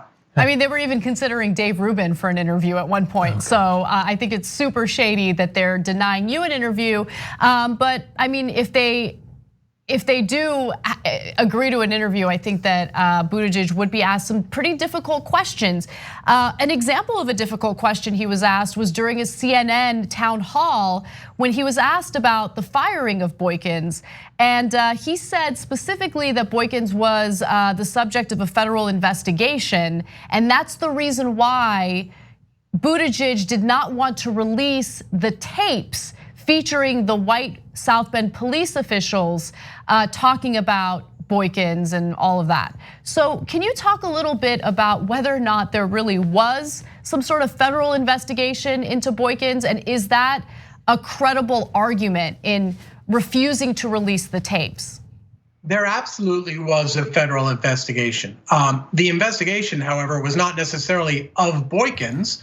It was more of what is going on here. So what happened was in January of 2011, at least one police officer from South Bend went to the feds and said, we've been wiretapped, we've been taped, and the chief did it specifically to us in order to, tank our careers or what have you. And as it turned out, the US attorney for the Northern District of Indiana issued a letter in May, I believe, of 2011 that said that the recordings began accidentally. They were not begun under Chief Boykins, and no charges were filed. And in fact, the lawyers for both the chief and the woman who was actually fired from the department, they both indicated to me that their clients were treated almost as helpers by the feds, the FBI, who were doing the investigation. They were asked to, hey, can you take another listen to these tapes, or things along those lines. This is the way witnesses may be treated, but not the way someone who is an active suspect in an investigation. So essentially, the US attorney, the feds, they refuted the narrative that the other cops came to them with. So it's just fascinating, right? Because you have Pete Buttigieg getting elected, and one of the first things he does is he tries to fire Daryl Boykins. Once Boykins refuses to leave, he gets demoted right away. Again, this is South Bend's first African-American police chief. And then when it came to Karen DePape, who was part of the department, she's the one who discovered the questionable tapes to begin with, featuring the South Bend police, saying all these terrible racist things. She ends up getting fired right away. She files a wrongful termination suit against the city as a result. So can you talk a little bit about that?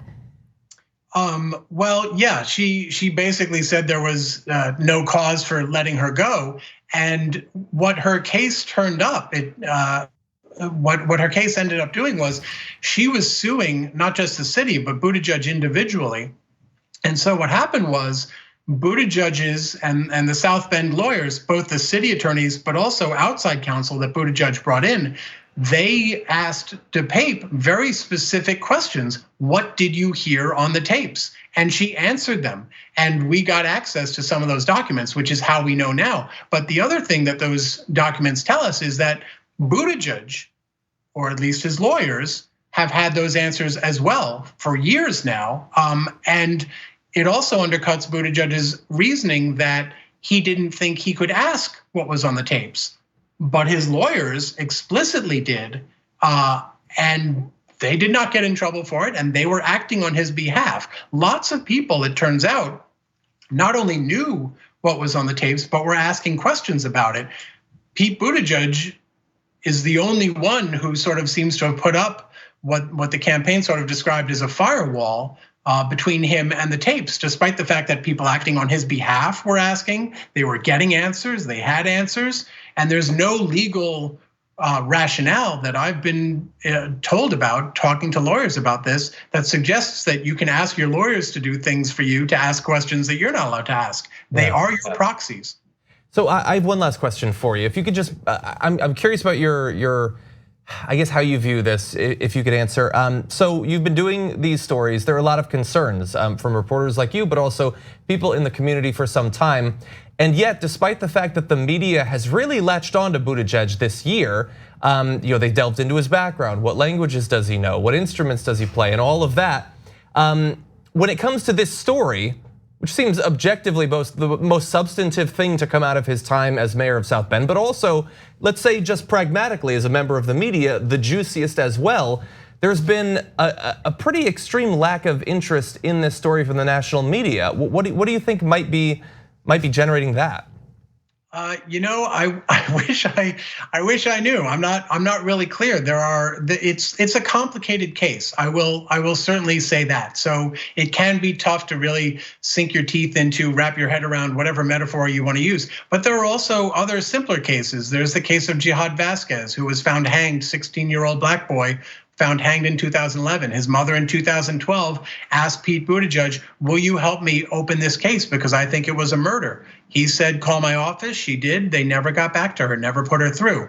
And she was accompanied by a representative of the local NAACP. There was another incident in 2013. A white chief was accused of failing to back up a black lieutenant.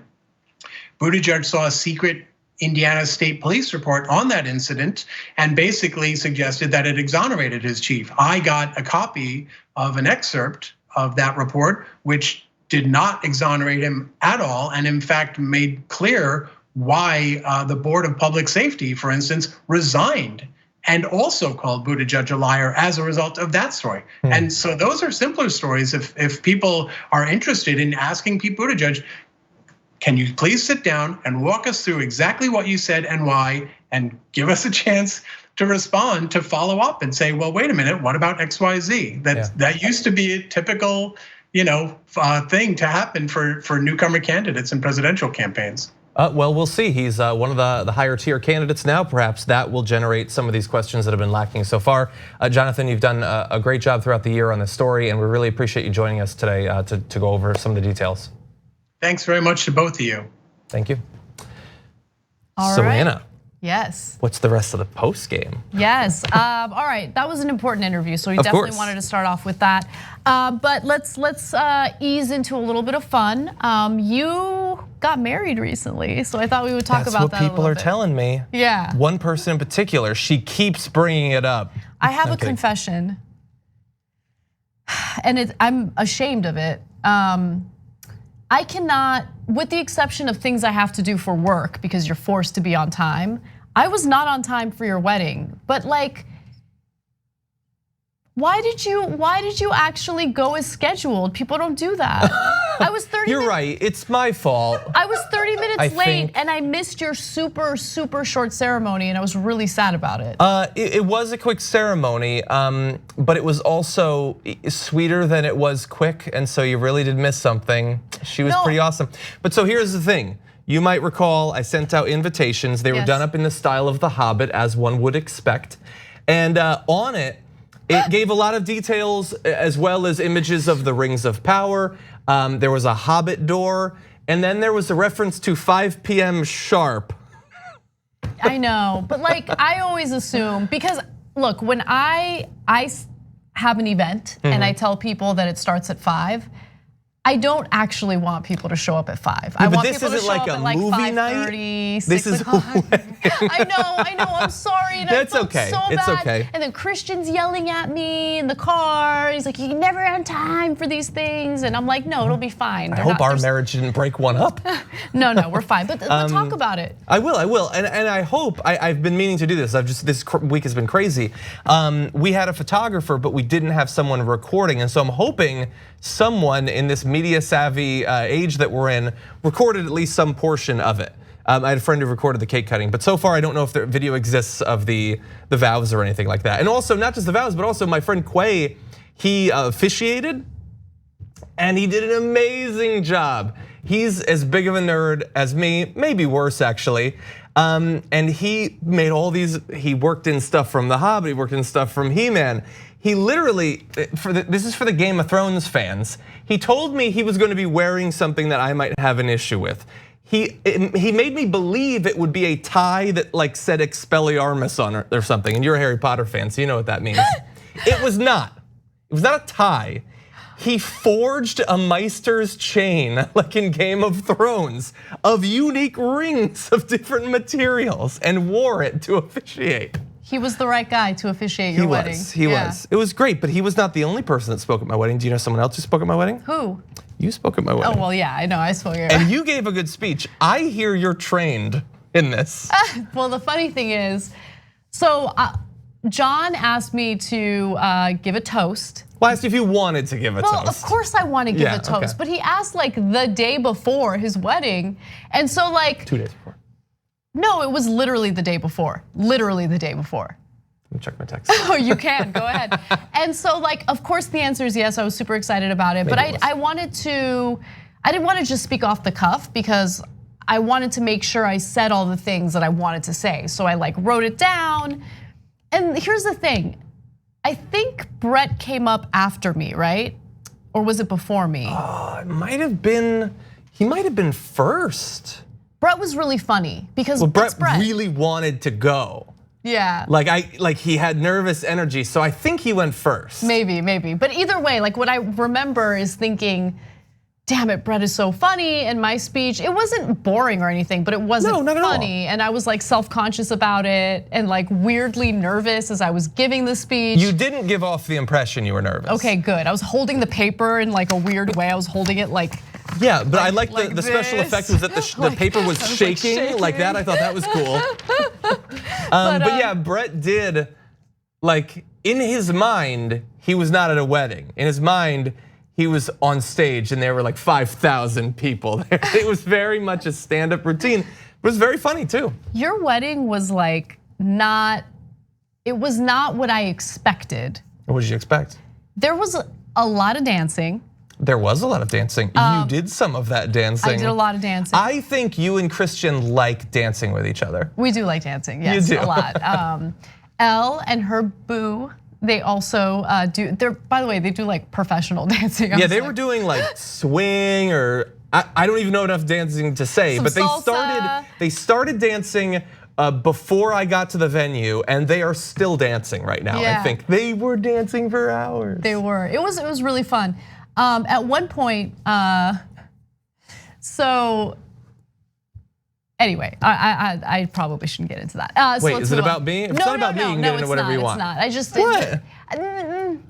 What? Whisper. No names, but like one person, a couple that we know showed up a little later, and at that point, like the party was on and popping, right? And the woman in this couple was like, God, what's going on? Just like, I feel so old. And I was like, why do you feel old? And she was like, well, I show up and everyone's like dancing to this like, I think I know what you're this talking about. like this tech music, techno music or whatever. It wasn't techno, but nonetheless. It wasn't techno at all. Not even close. But anyway, she was like, yeah, I turned over to my partner and was like, what's going on with all these kids dancing to this drug music? And the funny thing is, we were high. Well, no, anyway. Kind of took an edible. I was, but we had edible rings. No, there were no drugs given out at this wedding, but there were. Although let's return to that topic in a second. Okay. But it was so funny when she said that because when the music started, I don't know what got into Christian that night. He just like stood up by his chair and just started dancing by himself. And I was like, I just assumed he does that. No, he doesn't just Wouldn't do that. you assume that Christian just starts dancing at times to music only he can hear? But like well, Yeah, like yeah. dancing well to invisible music. And I turned around and looked at him and I was like, are you on MDMA? Like what's going on right now? So I kind of made a similar joke earlier that night and I was like, am I old? What's going on? Am I on MDMA? Yeah. So what actually persuaded me to take an edible that was presented to me at the wedding Who presented these edibles? Well, never mind. Yeah, I don't. Is because I felt like everyone was on a different level. Everyone was like in a party mood and I was very calm. And I thought maybe if I, and I never do that in public. Like I'm usually at home. But Interesting. I was like, all right, Me let's too. experiment. And it was fun. It did make me a little more loose. Yeah, I mean, eventually they started playing Selena, which I liked, and at some point, both. Late at night when all Did they the play that? world- No. No, they didn't play that. That'd but be a that's weird song to play at the obviously wedding. the best Selena song ever. It is. But it's like the only song I've ever requested Still on the radio. can't believe that you came up to me and said, I love you. I love you too. Those were my vows. It's like you heard it. But anyway, at some point, both the moms come dancing up to me. Her mom and my mom. You don't know my mom, so you may think, oh, yeah, no, what? What? They're dancing up? She definitely was. Yeah, and I was just happy that people were dancing, having fun. It was fun, But when it comes to the drugs, so I was calm too, and it's weird. Like I've never had a wedding before, so I didn't know how to act. Like I'm like sitting at the sweetheart table facing everyone, and at one point Arlene goes somewhere, and I'm just like, what am I supposed to do here? I'm alone, and everyone's facing me. So I started drinking, and we had made a menu of 3 specialty cocktails, all themed on The Hobbit. There was the Bilbo Libre, there was the apple cider Mordor Mule, and there was the Wicked Trixie Margarita.